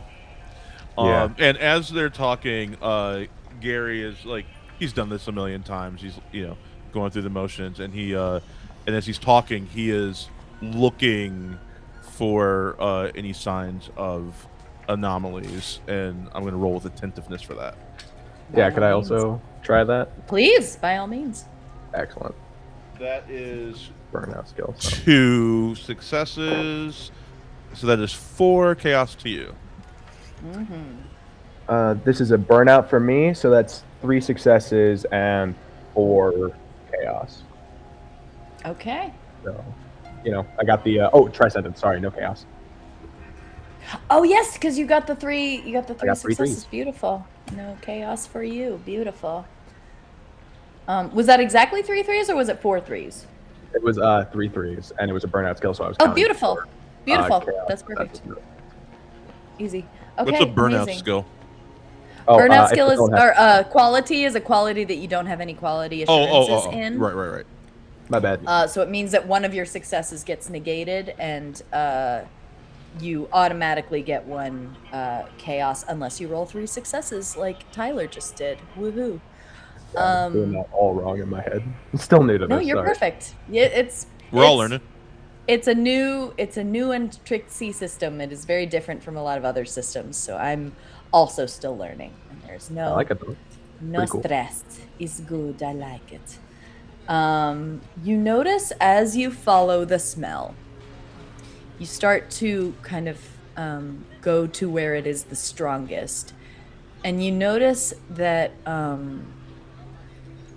there are a fair few strange sounds in the vicinity of the strongest point of the smell. But there's also another smell that's Okay. kind of creeping in under the smell of the roses. Do these roses really smell like Boo Boo? Is this an Outcast reference? Sweet Oh, Jesus. no. it is not an Outcast Yo, reference. shit don't stink. You're gonna be really mad when you figure out what I'm actually doing right now. There's Excellent. another smell creeping in under the roses, and it's like bad food or like Right. something rancid. Okay. Can we know where that smell's coming from? Yeah, you notice it as you get closer. There's a particular door on, we'll say, the 4th floor, which is where the smell is the strongest. There's a door from which the smell is coming, and you hear kind of a loud sounds like the radio is on in that apartment. Okay. Knock, knock, knock. Knock, knock, answer. knock. I'm gonna check both ends of the hallway and make sure no one's there, and then I'm going to get down and I'm gonna try and peek under the door to see if I can see anyone moving in there. Peek under the door. You don't see any movement. You see a little bit of light coming from a room not quite right next to the door. So it's sort of like a diffused light coming from one of the other rooms. You don't see any movement at all. Okay. Is there anything like obviously on the floor that shouldn't be there, like I don't know, kitchen appliances or something like that?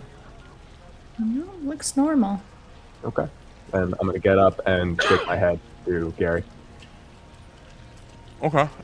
Gary pulls out a key out of his pocket. It's just like a nondescript key that he always keeps with him, and kind of like looks at the door, and then looks at the key, and Are you doing a you might also like? yes, Hell yeah.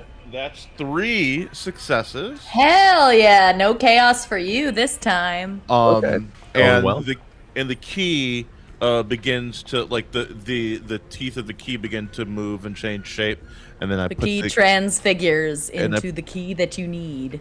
and I put the key in the lock and I turn it and open the door. You open the door and you see, at first you don't see anything. You just hear the radio from the next room. You go toward the radio and you see a figure kind of slumped over, very quickly you realize this person is dead. Oh.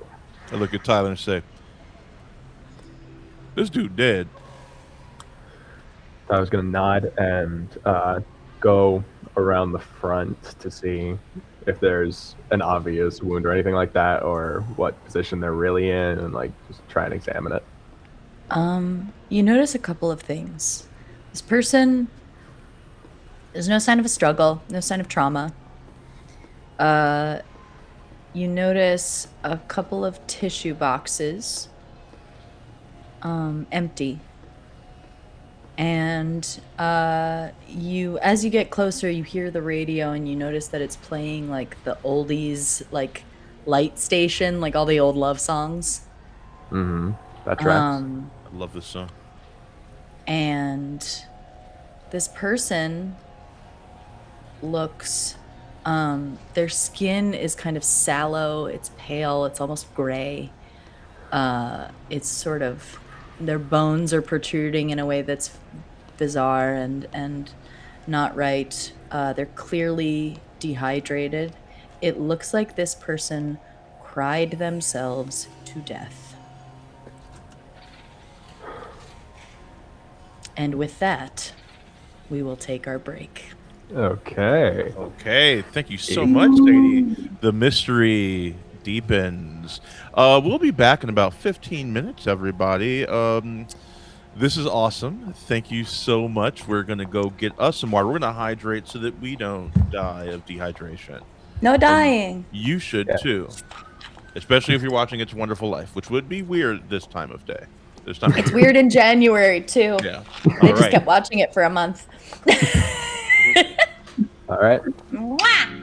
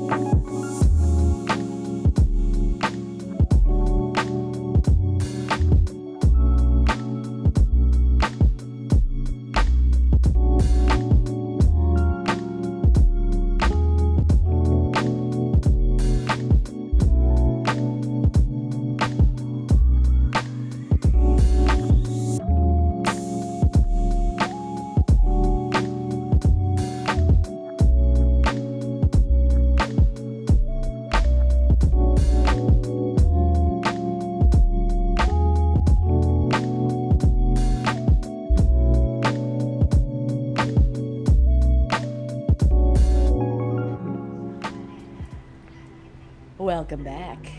Hello. We have found a body. Yeah. Someone has cried themselves to death in this building that reeks of roses. Excuse me, Tyler and Gary, you have just found this body. What do you do? I don't touch it. Yeah, I Right, pull I'll out leave a fingerprints or pen and anything. I'm like looking for like marks or identification, things like that. No marks. You are able to find, there's a wallet just sort of left out as if it was, dropped on the table on the way in the door, by a regular person on their way home. And the name on the ID is, Martha Jillian. Okay. Not anyone, maybe someone you've seen around town, but not anyone of particular note. Age? Yeah, how old is she? She Roundabout. is 32. Okay. So young, had a job, had a life. I'm gonna like close my eyes and focus on my copy to see if they found anything. And while he's Yes. doing that, I'm gonna put on gloves and see if I can find a bedroom. Okay. Gary, you get in touch with your copy, who has looked at the medical records for Carl and Stephen, and has also taken the liberty of doing a quick little loop around the hospital and figuring out if anyone else from the building is staying there. He has gone over the medical records of Carl and Stephen. It truly seems to be simply a case of them exerting too much, losing too many fluids, not replacing them, needing to be hospitalized for hydration. They didn't find There's anything in their blood work? no drugs, no alcohol, nothing out of the ordinary as far as they can tell in the blood work. That being said, you know that traditional medical testing generally cannot detect proximity to an anomaly. Unless a person is, and even if a person is bonded to an anomaly, most doctors wouldn't know what to look for. So it is likely that this person was very affected by the proximity to whatever anomaly is making all these people go sex crazy and cry themselves to death. Weird combo, but there it is. So yeah, nothing in their systems. He did, however, also find another couple in the hospital that were hospitalized for the same thing. They were also dehydrated for naughty reasons. Sandra Miller and Julissa Tillman, two women in their 40s, healthy. They go on hikes every week. They're very active. They're vegetarians, because lesbians are usually vegetarians. I can say that because I am a lesbian. And same thing. They were dehydrated. They were exhausted. It seemed that they were taken with each other in a way that was not natural or normal to them. Their medical records indicate that they were confused as to how it all happened. In both cases, both couples were like, I don't know. And both couples actually were discovered because of the copious noise complaints coming from the building. So if there hadn't been a noise complaint called, no one would have ever known. And they might have boned to death, for lack of a better way of putting it, which is gross to think about. Yeah. And so he has found essentially that These people have been affected in the same way, clearly by an anomalous presence in their building. But unfortunately, medical science is unable to test for these things in most cases unless you bring them directly to the agency. And even then, it's dicey unless, again, they're bonded to that anomaly. Okay. Okay. So that's what you find. Oh, he also found one other person who was also dehydrated, but from much like Elio and much like dear departed Martha, crying. This person was crying for days and days. Reports indicate that they were watching. Oh God, what's that movie called? They were watching On Golden Pond, and they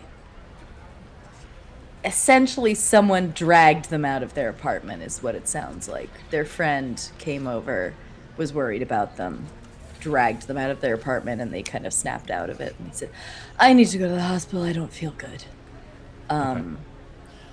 So consistently, it seems that the people who leave the building they return to their normal selves.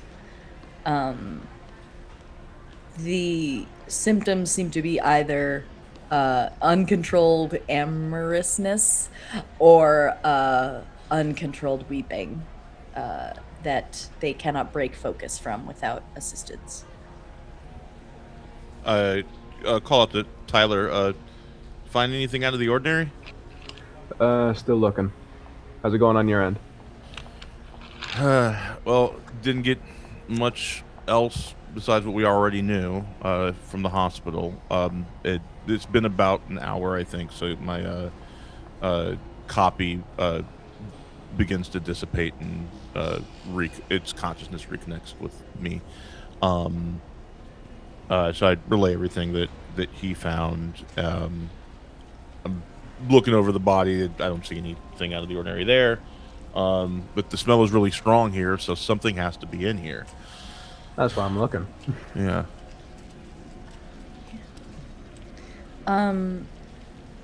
Tyler, in the bedroom, you see a few. You don't see much of note. It's pretty normal in there.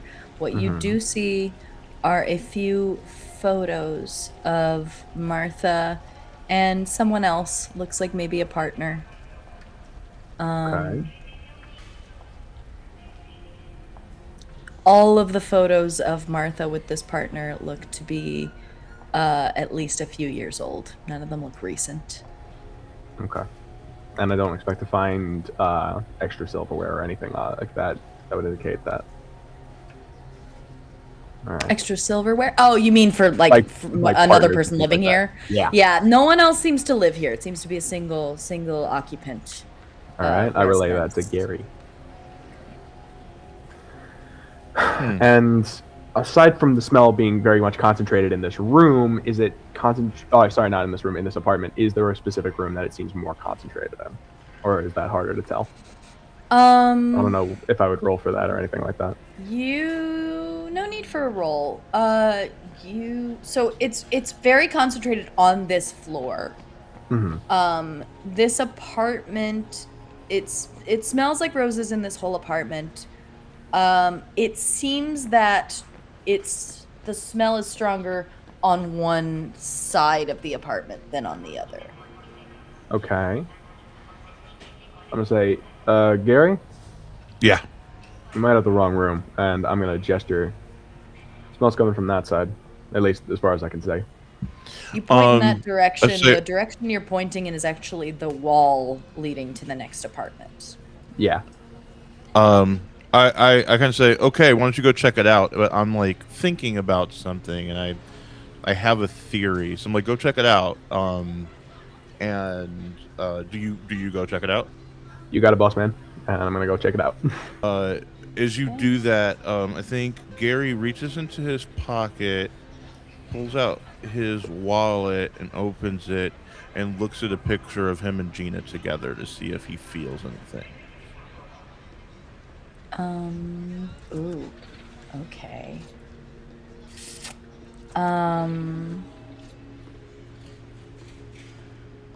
Give me a persistence roll, please. 1 success. Okay. You feel the heartache slip in a way that you haven't really let it for a while. That being said, you don't let it take you over. You're But able to control does it it. feel, do I get the sense that the smell is amplifying that feeling? Yes, you do. As you look at the picture, you take a deep breath, and it's like, it feels like almost like the breakup just happened for a moment. You don't stay in that feeling because you don't let it drag you all the way down, but in that moment, as you look at that picture and take that deep breath and smell the roses, you feel a longing that you maybe always feel, but it feels much more palpable right now. But you're able to control it. Okay. I Out of close my curiosity- wallet. Oh, go ahead. No, you first. Sorry. I was saying I closed my wallet and I started heading to you. That's all. All right. Okay. Out of curiosity, GM, does Tyler have any intruding thoughts or repeated anything that's getting in the way of his usual flow, or is he unaffected so far? What's We've been Tyler in the thinking building for a about while he's doing this investigation? Is his mind fully on the task, or does his mind wander to anything personal, professional, the hotline, anything? He does have his phone in his back pocket, so he's conscious of when it might go off and he might need to step out for however long that call will take. The sort of nagging sensation on his belt where his lighter is a constant.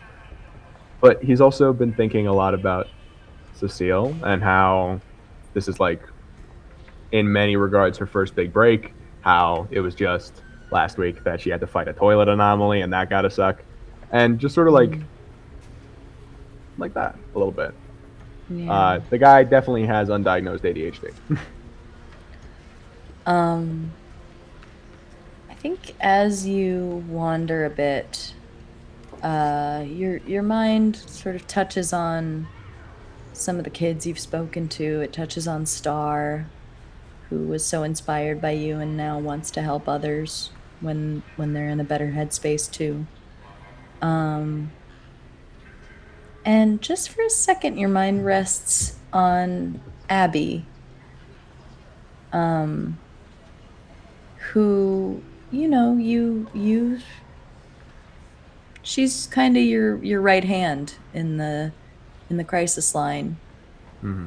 And she's also one of the only people who really keeps an eye on you and makes sure that you're not drowning. Mm-hmm. And I don't know what you feel. I mean, you can tell me what you feel as you think about that. I don't know if you feel a familial feeling toward her or if you feel like she's kind of your bullshit detector, or if you feel something else toward her. I don't know. What do you think? He feels a little conflicted because he really hasn't made many friends his whole life, and particularly so after he got bonded with his anomaly. And Right. especially afterwards, that was very much a conscious decision, and yet she sort of barged her way in anyway against his better judgment.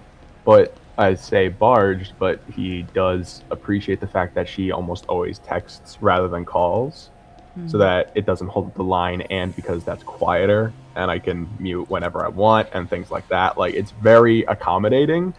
And being in this line of work, not the anomaly, but the hotline, he's actually very psychologically informed. He read a couple dozen books and has worked a while on this. So he's a little conflicted about how quickly and easily she's managed to sneak through his guard And though he feels pretty much solely friendship at this point, he is wondering if maybe his guard is not as strong as he thought it would be. Yeah. So you kind of ponder on your emotional armor as you make your way to the next apartment down the hall. What are Gina and Cecilia up to while the boys are at the apartment? Walking around with the corpse, baby. I think that the first thing I say is, "You did a great job back there. Excellent work." Of course. Thank you. I smile. Let's go find the boys. Yeah, I was thinking that too. It's been a while, and I haven't heard of Ganchfordism in a bit, so something must be going on. Ganchism. Yeah. I love it. Okay, y'all make your way up to the 4th floor and meet with the gents. Tyler is making his way into the next door apartment. Do you fill them in on everything that you've learned and seen? Yeah, quickly and succinctly. Okay. And Gary, do you stay in the apartment or do you come out? No, to, I was already heading to Tyler. Okay, after great. from there. So everybody I- convenes. Good. Go. Oh, I was All just you gonna bet. say. I was just gonna say.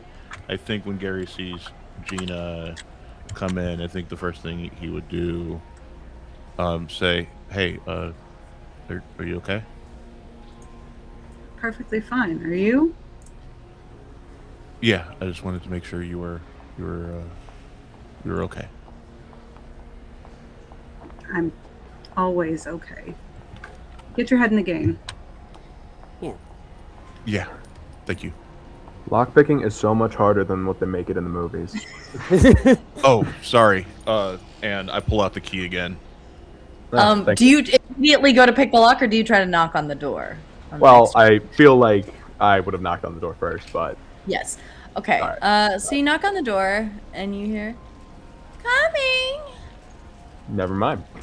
And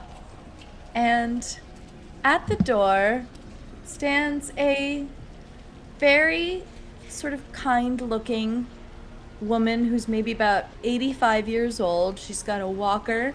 She's got thick glasses on, a curly kind of mess of hair and a house dress. And she comes to the door and says, "Oh, hello."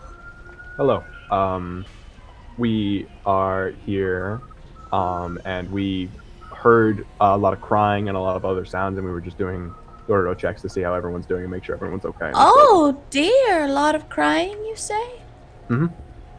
Oh, that's no good. Well, I'm just fine. I'm making myself some cookies. Would you like some cookies? No, you thank you. lovely young people. Oh, I think I wouldn't say no to a cookie. I give Tyler a look like maybe this will get us in the apartment. oh, come in. Come have cookies. Yes, everyone, in. My name is Lillian Keller. Hello. And you all are? Cecilia, ma'am. Tyler. Cecilia, Tyler, Gary. Gary, Gina. and Gina. Oh, what a pleasure. It's so nice to meet all you lovely young people. She ushers you in. She seems like a very nice old lady. There's kind of doilies everywhere. It does smell very strongly of roses in here. The strongest you've smelled. Okay. And she says, oh, the cookies are almost done. And You like flowers, Lillian? oh, I love flowers. You know, my husband used to give me roses every birthday and every Valentine's Day, and sometimes even at Christmas. Ah, I can smell the roses now. Can I see Oh, them? yes. You know, there aren't any, but I like to think that that's my Stanley, just leaving a little reminder for me, so I don't get too lonely. Can I tug on Tyler's like shirt, like the elbow of his shirt to get his attention? I go, Tyler. I kind of. So, don't you think it's a little weird that the couples because of the noise complaints were brought out, and all the people who were single weren't? I imagine due to the nature of the sounds that couples versus singles were making, that people might want to intrude for belong one versus the other, but it is something to keep in mind. Yes, so don't you think maybe, I don't know how, I'm still figuring out how this all resonant stuff works, but they seem different. Like, Elio outside was really sad, but the Martins there were very happy because they had some. Yeah. And why is this lady not being affected? Because I think it's a ghost. I think Stanley's a ghost. I believe that you're the ghost here, Ghost, but sure. No, I know I have ghost powers, but that's different. Are All you, would you like some tea with your cookies, dear? Yes, ma'am. I got, Oh, good. I'll put the kettle on. And she daughters over to the kitchen. The dinger goes off. Oh, cookies are ready. While she's doing that, I go over to everybody and say, so in the other apartment, I felt something. I think whatever this anomaly is, it targets love lost or active love. Like it is connected. It affects people that are in love. Yeah. That buys. So just steal your thoughts. Sure thing, Gary. Well, don't steal my thoughts. Those are mine. No, That joke Yeah. was awesome. Thank you. I smile. I was gonna say, Miss Lillian, can you tell me about dear. about Stanley? How long were you married? When? Oh, he was a wonderful man. We were married for 60 years. Wow. When was your anniversary? Yes. Oh, well, you know, Stanley, sadly, he passed on shortly after our last anniversary, which was, last July. So it's just me now. Just me now. How are you holding up? Huh? Oh, sorry, dear. What was that? How are you holding up? Oh, you know, I'm all right. It's all right. All right. You start to sense a little bit of anxiety in her. You notice her breathing kind of picks up a little bit. She's like, it's really fine. I'm fine. I'm fine. I whisper to Gina, keep pushing. I would like to use one of my anomalies. I will use. Hell yeah. Remember when? Ooh. I pull out my phone, which suddenly has a picture of Lillian and Stanley on their wedding day. Oh, that's And so good. You hold up the picture. Her face goes pale.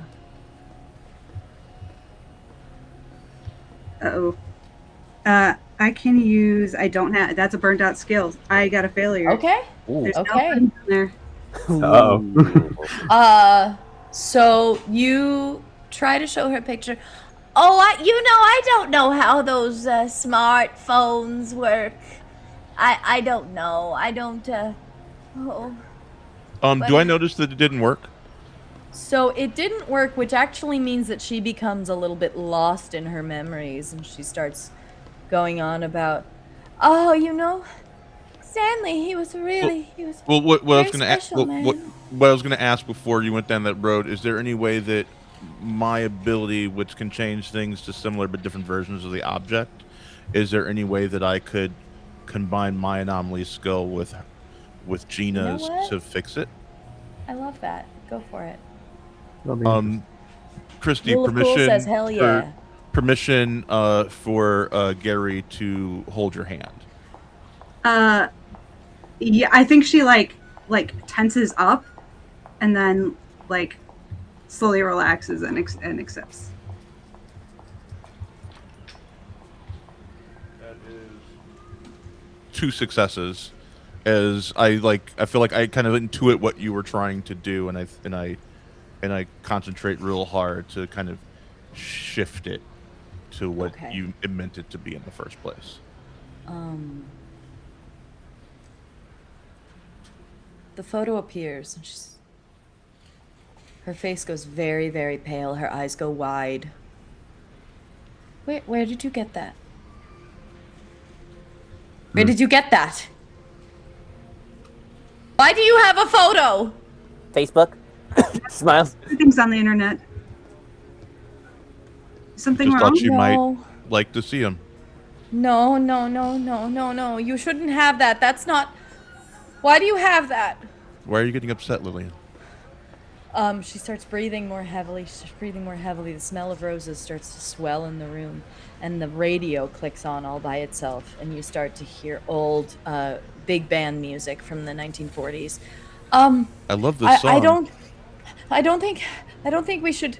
I don't think you should have that. You shouldn't have that. You shouldn't have that picture. That's an old picture. That's a personal photo. I would never put it on the internet. You shouldn't have it. But doesn't it feel nice to see your dear Stanley again? No, I see him all day. I see him every time I close my eyes. I can't stop seeing him. I always see him. He's everywhere. I can't stop seeing him. She starts getting very panicked, very emotional. Her eyes are very wide. They're filling with tears. And everyone notices that the room, you notice a wind whipping up inside the room. There are no windows open, no nothing. I keep talking very calmly, but I'm saying to the three of them, get ready. I think shit's about to go down. Tell me more, Lillian. No, you shouldn't have that. I shouldn't tell you anything. I don't know you people. What are you doing in my house? What do you want with me? We just want to get some answers. No, I don't think I should give you. I don't think I should. She starts Lillian, breathing. Let go, Lillian. Let go. Let go. Let go! You don't know what you're talking about. And she stands up and she's breathing more heavily.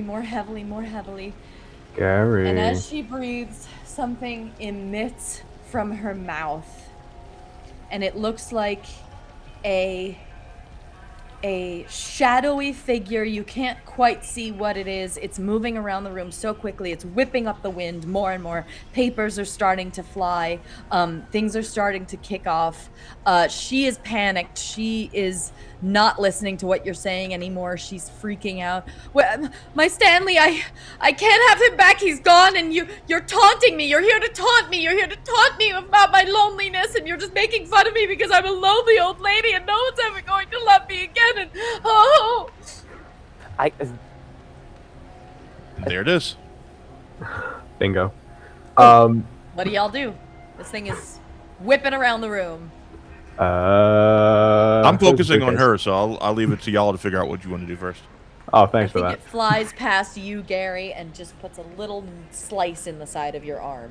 Almost like a paper cut. I flinch, but I'm just laser focused on Lillian. Yes. I'm thinking I'm holding her I hands can't- at this point, I don't. and I'm I just like, can't. stay with me. I can't. Work through it, I can't. and- I'm so alone. I don't know. I can't. There's no one here for me. I don't have any. We never had children. We wanted children. We never had children. And I don't have a lot of friends. All my friends are gone, and I don't know what to do. This What's says everyone else doing? Gina has not been affected by the rose smell until now, but hearing everything that Lillian is saying, and she's starting to, this is her inner monologue almost all the time, and is kind of frozen. Ghost.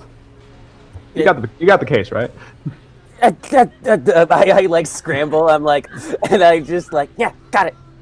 Okay, let's try and pin it down somehow. And I'm gonna move over to the side and see if it reacts to my movement. It just keeps whipping around the room. It sees you and it kind of hisses and keeps moving. It doesn't settle anywhere, but it's just bouncing around the room. I think the anomaly itself is in a bit of a panic at this point. I'm gonna try something, and I'm going to try and use my eliminate ability on the Hell blaring yeah. radio. Hell Try yeah. and shut it off and calm things Okay. down.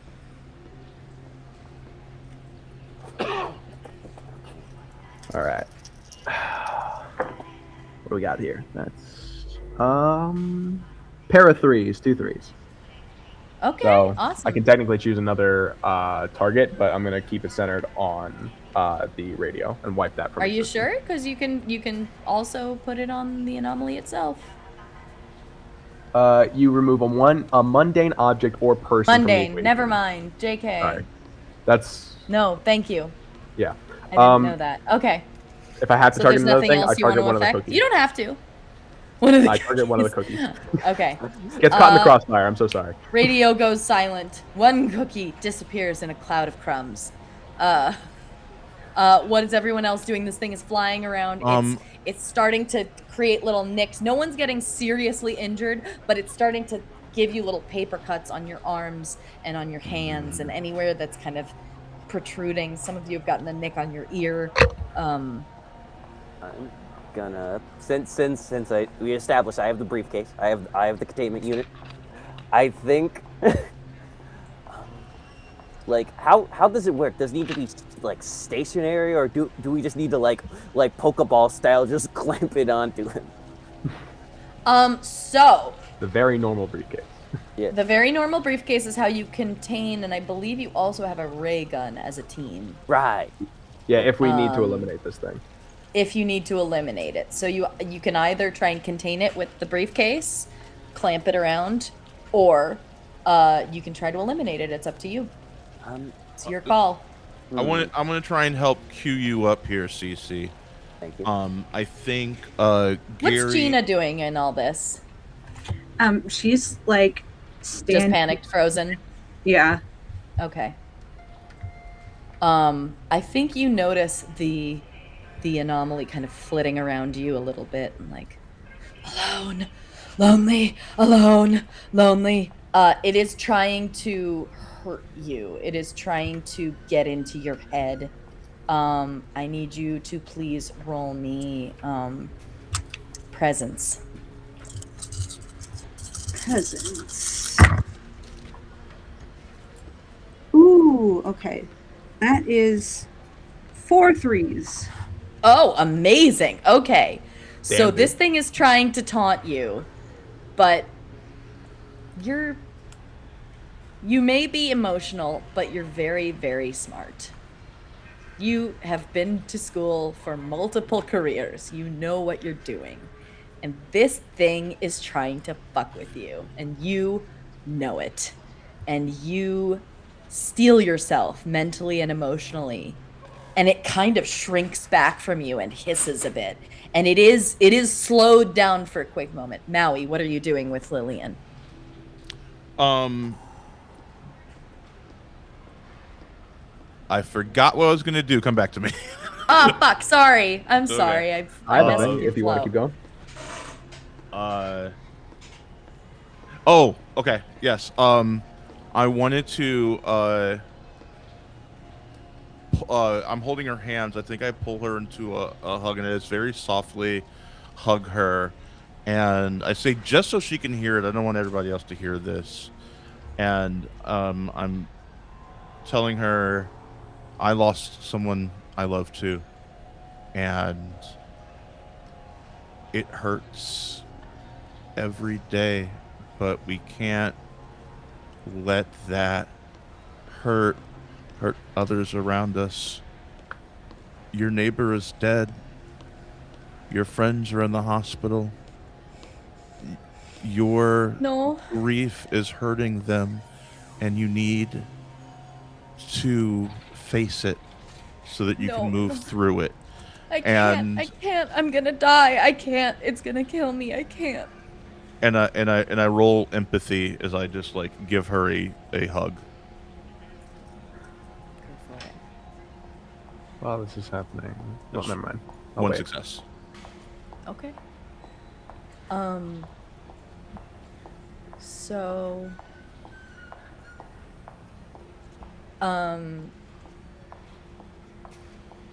sorry. You manage to get her to take one good, slow, deep breath. And she does calm down slightly. But the anomaly has now taken notice of you.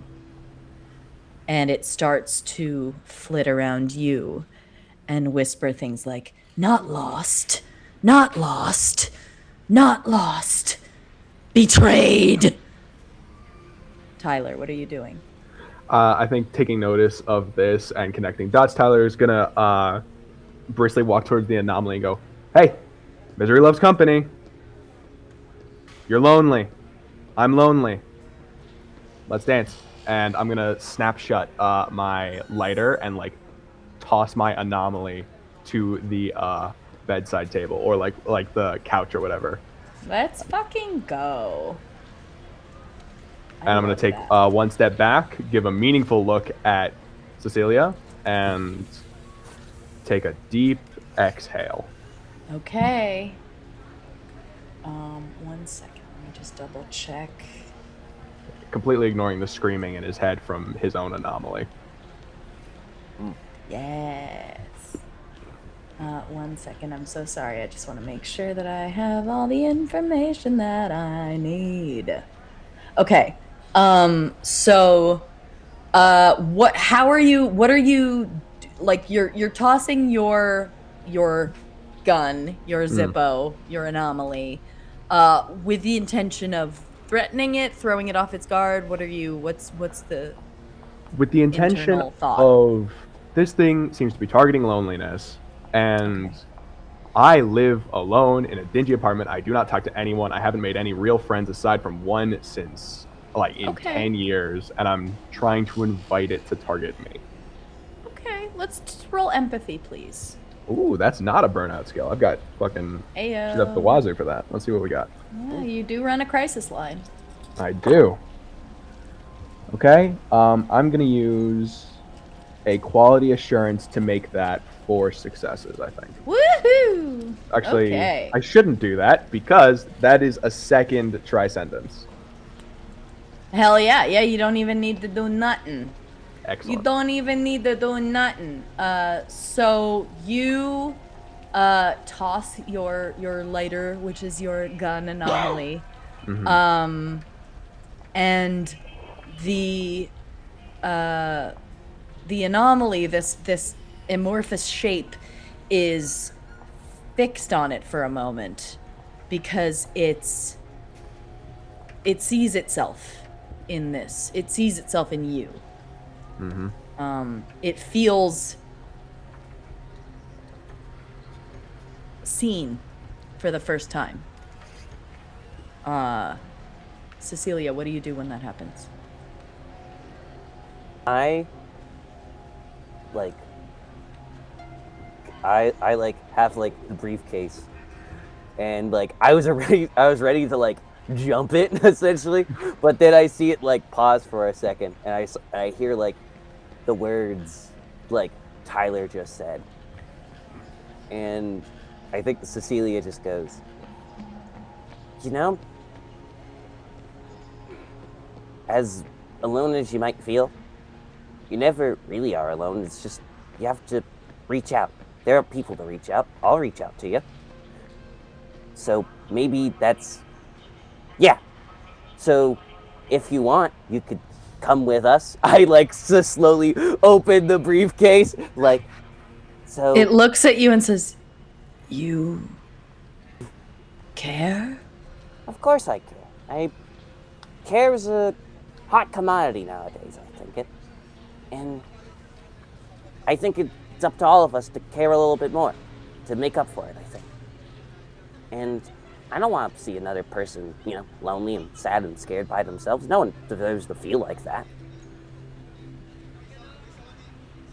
Community. There's people all around. Heck, even in this own building. It's just, we're so afraid of, you know, who's behind the door, you know, someone's gonna get us. I think, you know, if we outreached and showed that we cared a little bit more, we wouldn't all feel alone, I think. it kind of hovers in front of you for a moment, and you almost see a face form in this amorphous figure that so far has not looked like anything person, animal, or otherwise. It's just looked like a shadow. And you see grief. And you see a little bit of a relief in being seen, being heard, being reached out to in this way.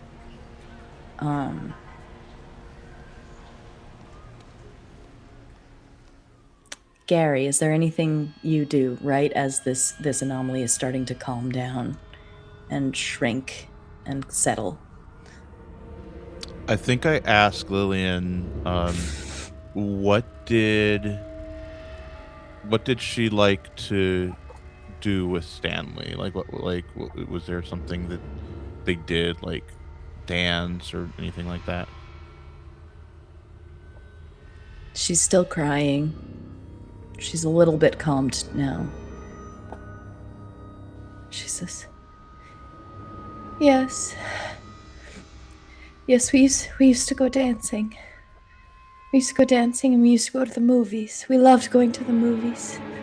We loved going to the movies. Oh, we used to see all the Cary Grant movies and all the Jimmy Stewart movies and Donna Reed and I start singing to her, "Buffalo gal, won't you come out tonight? Won't you come out tonight? Won't you come out tonight?" Sing it with me, Lillian. "Buffalo gal, won't you come out tonight and dance by the light of the moon?" And I just kind of sway with her while I wait for them to contain the anomaly. As Cecilia very gently and very lovingly closes this briefcase around this shrinking, shadowy figure, you feel Lillian's body kind of jolt as if there was some kind of marionette strings attached to her before, and now she's been released. And she kind of crumples a little bit into your arms and says, "I just miss him so much." I know.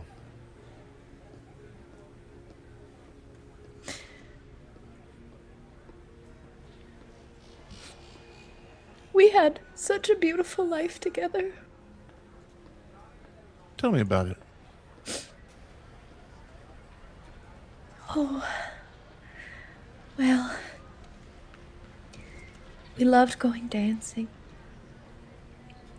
And when we were younger, we used to go to Europe once every few years. We would save up and go. I was a teacher and he was a cobbler, so we didn't make much money, but we would save up for a few years and then we'd go, and we went to Rome and we saw Paris and we even saw Prague once. Oh, they have great condiments in Prague. Oh, yes, they do. We sure love our condiments in Mount Hilson. Stanley loved a good mustard. I will come up to Lillian.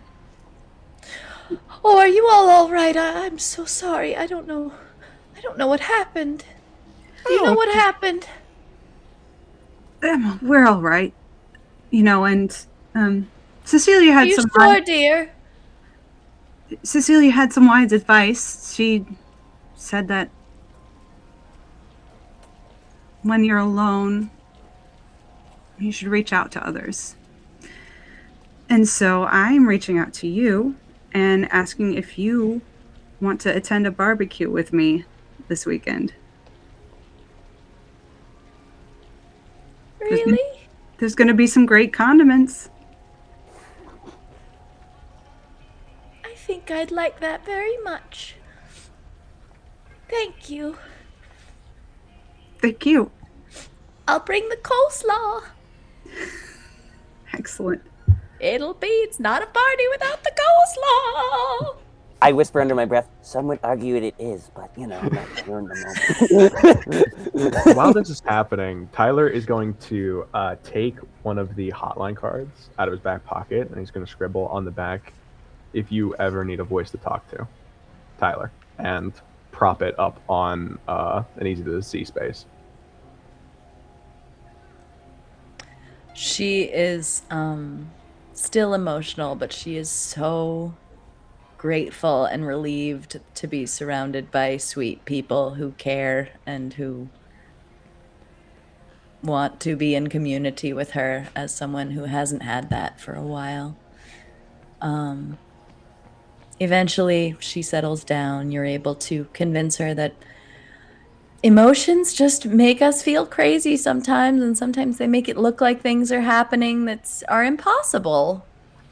Mm-hmm. Gary, or anyone really, do you,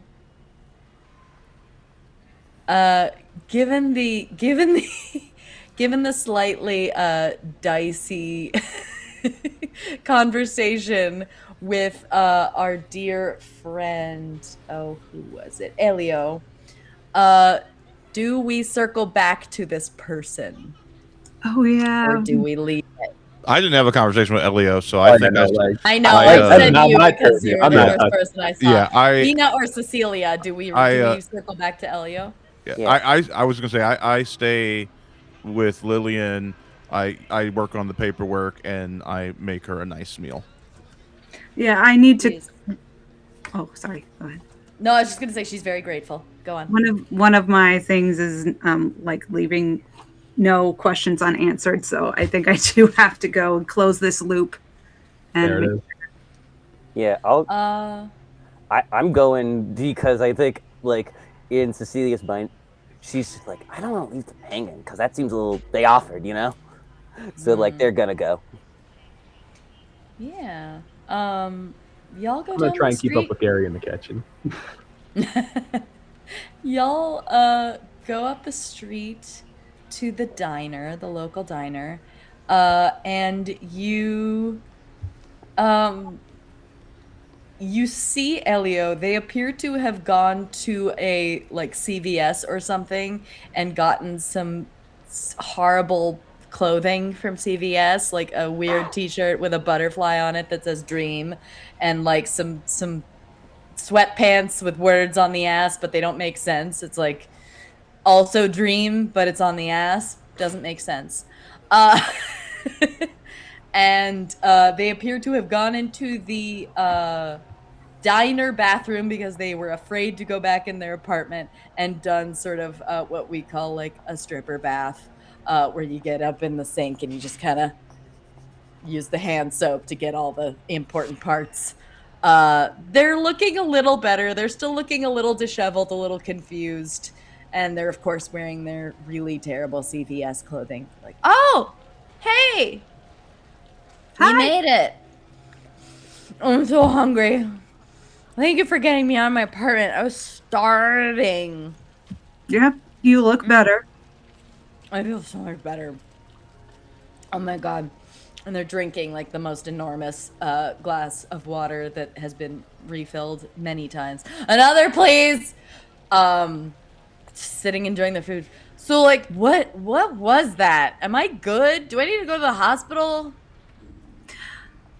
Do you think you need to go to the hospital? Oh, I feel okay now, but like, I've never cried for a month before. Maybe this is a good time, because I think that mental health is very important, and even if you're in a right place of your mind, a therapist can always help. So I think maybe this is the sign. Just Oh, no hospital, just therapy. Yeah, I like that. Therapy is less scary than hospital. I like that. I like that. Do you think? Oh God. Do you think my apartment is like sad place? Oh, not anymore. Not anymore. Ghost, haunted. Oh, really? Yeah. Ghost. I know a thing or two about I ghosts. friggin' knew it! I knew it! I said it and I knew it! Mhm. I Yeah. knew it! I told Ugh. God, that feels good. you. Okay, I think great. think Are you what's like Celia meant to say there was a carbon monoxide leak. Yeah, the ghost. Yeah. Oh yeah, okay. Carbon monoxide I leak. whispered to Genia like they're buying it. Don't like just let it Totally. slide. Carbon monoxide. But yeah. I won't say a word, promise. You made a believer. Congratulations. And y'all head back to the office to do your paperwork. What's up, Gary? I see excitement on your face. Or was that not excitement? Never mind. I thought you looked like you wanted to say something. My bad. Misread. No, I mean, if we're heading back, the only thing I would say is, I would have made her, like, Gina. What was your favorite thing that I made? Oh, out of food? Yeah, I think like a good Denver skillet. So yeah, so I think I made her a Denver skillet. Is what I made. She looks at you with such appreciation. She has those sweet crinkly eyes of an older woman who has a lot of love to give and doesn't necessarily know where to put it at this point in her life. And she says, "This is the best meal I've had in years." Well, thank you very much, Lillian. And you know what? I think, maybe after you are feeling a bit better, maybe get yourself out there, find a new dance partner. Oh, goodness gracious. I don't know about all that, Look. but I am grateful to have friends. All I'm saying is, a wise man once said, "The older the berry, the sweeter the juice." Oh, you stop it! You're so naughty. I can't stand. Wait a minute. Isn't it the black or the berry? It's both. Order up. Oh, great. Okay. And I give her the Denver skillet. Gary, Yeah. You could find another dance partner too. Yeah. Maybe one day. I hope so. You're a good man. She kind of does that little gentle That's- pinch on your cheek.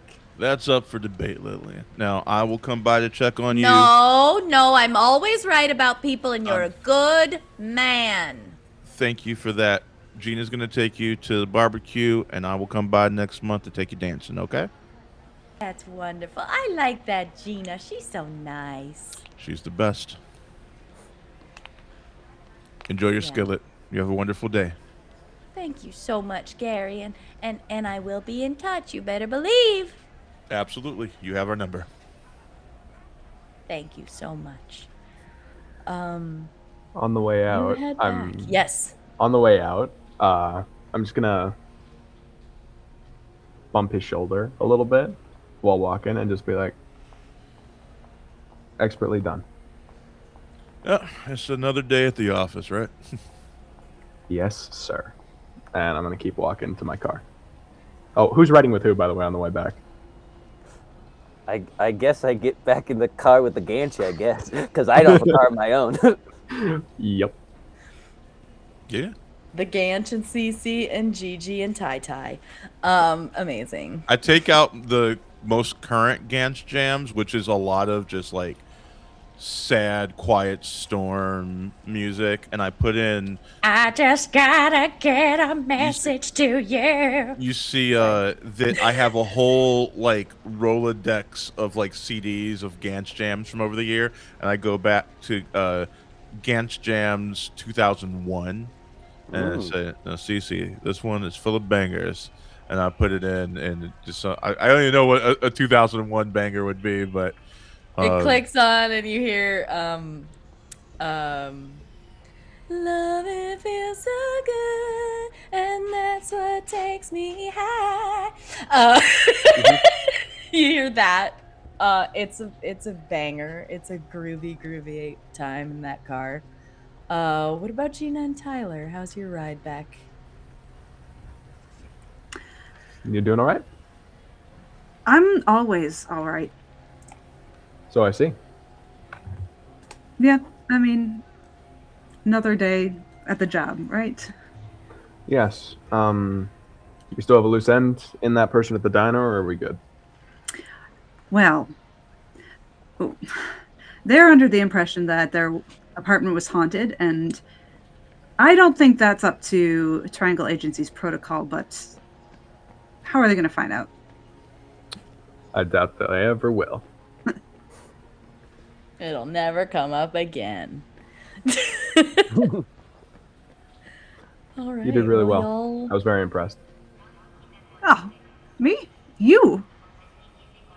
No, I deleted a radio. That was my big achievement today. Music is very powerful. Gary says that all the time. Doesn't he have mixtapes or? Oh no, Ganch chips. My bad. The jams. Yes. Y'all head back to the office. A successful mission done. Lavinia she gives y'all a little smile, which is the most she'll ever do. Good work, everyone. I Well like done. I hold up the case like a fish, like a kind of fish. I'm just like, Cece, you are doing very, very well, I must say. This is an excellent start to your career here. I'm very excited to see you taking such initiative. why? Thank you, ma'am. Absolutely. And I think Tak wants to come in and let you all know what he's been working on just really quickly. And you see Dr. Takvar Haratunyan and his lovely assistant Una come in. He is an older man, about 70, maybe 72. She is a young, very bright-eyed, bushy-tailed scientist, Latina woman with beautiful curly dark hair cropped just below her ears. He's in a lab coat, crinkly smiley eyes, very kind of, you can tell he was a handsome man. He still is a handsome man, but you can tell when he was young he was like a really good looking guy. He comes and says, "Hello, everyone. Welcome back. I heard you had a very successful mission today. Very exciting. Yes, very good. Love it. Yeah. I just wanted to inform you all that the progress on my research is going exactly according to plan. I should be done before I am ready to retire. So we should have a new piece of equipment for you all to take out into the field, and you will be able to slow down these anomalies and not have to neutralize them quite as often. It's exciting. I'm very excited. Your Uh, retirement is very exciting. Oh, yes, I'm looking forward to more time with my grandchildren. You know, I never get to see them these days, so it will be wonderful to get to spend more time with them. They're getting so big every day. I can't stand it. I don't know where the time goes, you know? Gary, by the way, hates this guy. Like an irrational hatred of this dude. Like, even though Do we he's get the perfectly vibe of lovely, that? it's like everybody. It's like the worst cast secret in the office that Gary just hates talk. It's like Michael Scott and Toby. And he does not understand He that you hate never- him, so he's just like, Gary, it's so good to see you always. I'm so happy that you did well today. I'm really, really pleased with the work you all are doing. It's very good. And he kind of goes on. He lets you all know how it's going with his research. He shows you that this machine, which used to be kind of room-sized, which meant that you had to corral the anomaly into the room in order to control it, has now been scaled down to what essentially looks almost like a game controller, like a video game controller, a little pad of buttons that you will, when it is completed, when they're finished prototyping, be able to use to kind of almost put the anomaly into a state of slow motion, which makes it much, much easier to contain. Una is nodding along and providing more examples of their research. She's extremely excited. This is her dream job. She is so happy to be here. You get your paperwork in for that Mhm. mission. You wrap up for the day, and you all head home. And that night at midnight, when you're all at home, you notice for just a moment it becomes icy cold inside your homes. The window panes frost over. It's impossible for it to be this cold inside your apartment. It's not this cold outside, even though it's January. And then, as quickly as it arrived, the frost disappears. And that is where we will end our first session. Oh, Ooh. Okay. Not Ooh. ominous as Hall, but okay. Thank you so much, Sadie, for doing that. We're gonna go around and have everybody say who they are, where you can find them, if they have any plugs, and then I'll wrap us up with what's going on the channel. Let's start with Gina. Hi, I'm Christy. I've been playing Gina. I'm Flyer Maria in the chat. You can find me here in the month of June hosting Games of Blood in the Clock Tower. I also write children's bedtime stories, which you can find on ahwayisland.com, AHWAY island.com. And I'm just really happy to be here. This was awesome. I'm happy you're here too. Cecilia. yeah. The role of Cecilia Linnell was played by me, Janet, aka Royal Comic. You can find me in the chat under that username. You can find me on the Discord under that. And I believe my Instagram where I post arts, maybe sometimes, eventually, is Royal, like all undercase, period, Comet. So come check it out if you like art. I hope you like art. Amazing. You wouldn't be here if you didn't. If you don't, you're a soulless husk. That's Damn. Yeah, I said it. Come at me, bro. You're not wrong. Yeah. Tyler. Tyler. Hi, I'm Charlie. I played Tyler tonight. Had a hell of a time doing it. That was a lot of fun. You can find me as Torn45 in the chat and on the Reflect Games Discord, or you can find me at the Oak Park Red Dragon. There's a small space behind me, and I did a plug earlier, so I won't spend too much time on it, but I'm very proud of it, and I will be here as often as humanly possible. And big ups for our guest DM for the evening, Sadie. You're supposed to say your things now. Oh, I thought you were gonna do a thing. Sorry, my bad. Hi, I'm Sadie. They, she are my pronouns. You can find me very often here on Reflect Games, usually as a player, occasionally as a GM. You can also sometimes find me in Brooklyn, Sunset Park, at Brooklyn One Studios, doing amazing, wonderful underground punk rock theater with dialogue with 3 chords. Do check them out if you're in the New York City area. They are spectacular. And yeah, that's Maui. Take us home, babe. Yes. So once again, this is Reflect Games. Thank you so much for being here. I hope you enjoyed it. If you liked it, please consider giving us a follow. We are this close. We're so close. We're creeping towards 200 followers. We are small, but we are mighty. Come back on Monday for the Worm Rider Saga, DM'd by me, with Sadie as one of our main characters in that. Tuesdays, catch me over at Guild Superior for Call of Cthulhu, The Strange Case of Kozlov's Mummy. It's so good, y'all. Thank you. Wednesdays, fandom. Wednesdays are starting. We have an Avatar: The Last Airbender series on. And then Thursdays, of course, come back here for Triangle Agency. And like Christy said, they are going to be running Blood on the Clock Tower here. I have a graphic that I'd love to debut for you. If you give me 1 second, I can show you New things. new things. Boom! Ah!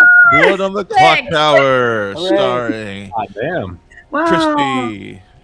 So there you go. There you go. I'm That's very sick as excited for hell. Oh that. my god. Yeah, I've been working on that. Surprise. Amazing. Yeah, like I said, we would love a follow, but ultimately that doesn't matter. What really matters is that you know that you are seen, you are heard, and you are loved in this space. That's about it. We should rate somebody. Yeah. should raid somebody. So please stick around for the raid, raid. everybody. Let's see who to raid. Let's raid. Ooh, I've never done it this way. I don't think I have any of my friends on right now, so I'll just pick a random person. Let's see. Pick a This random. Blade Runner looks interesting. Yeah, let's do Blade Runner. All right. So let's start the raid. All right. All right, here we go. Thanks everybody for watching. Keep your triangles in order. Yes. And fuck ice. And fuck Nice. Always and forever fuck ice. Oh yeah. All right. Yay!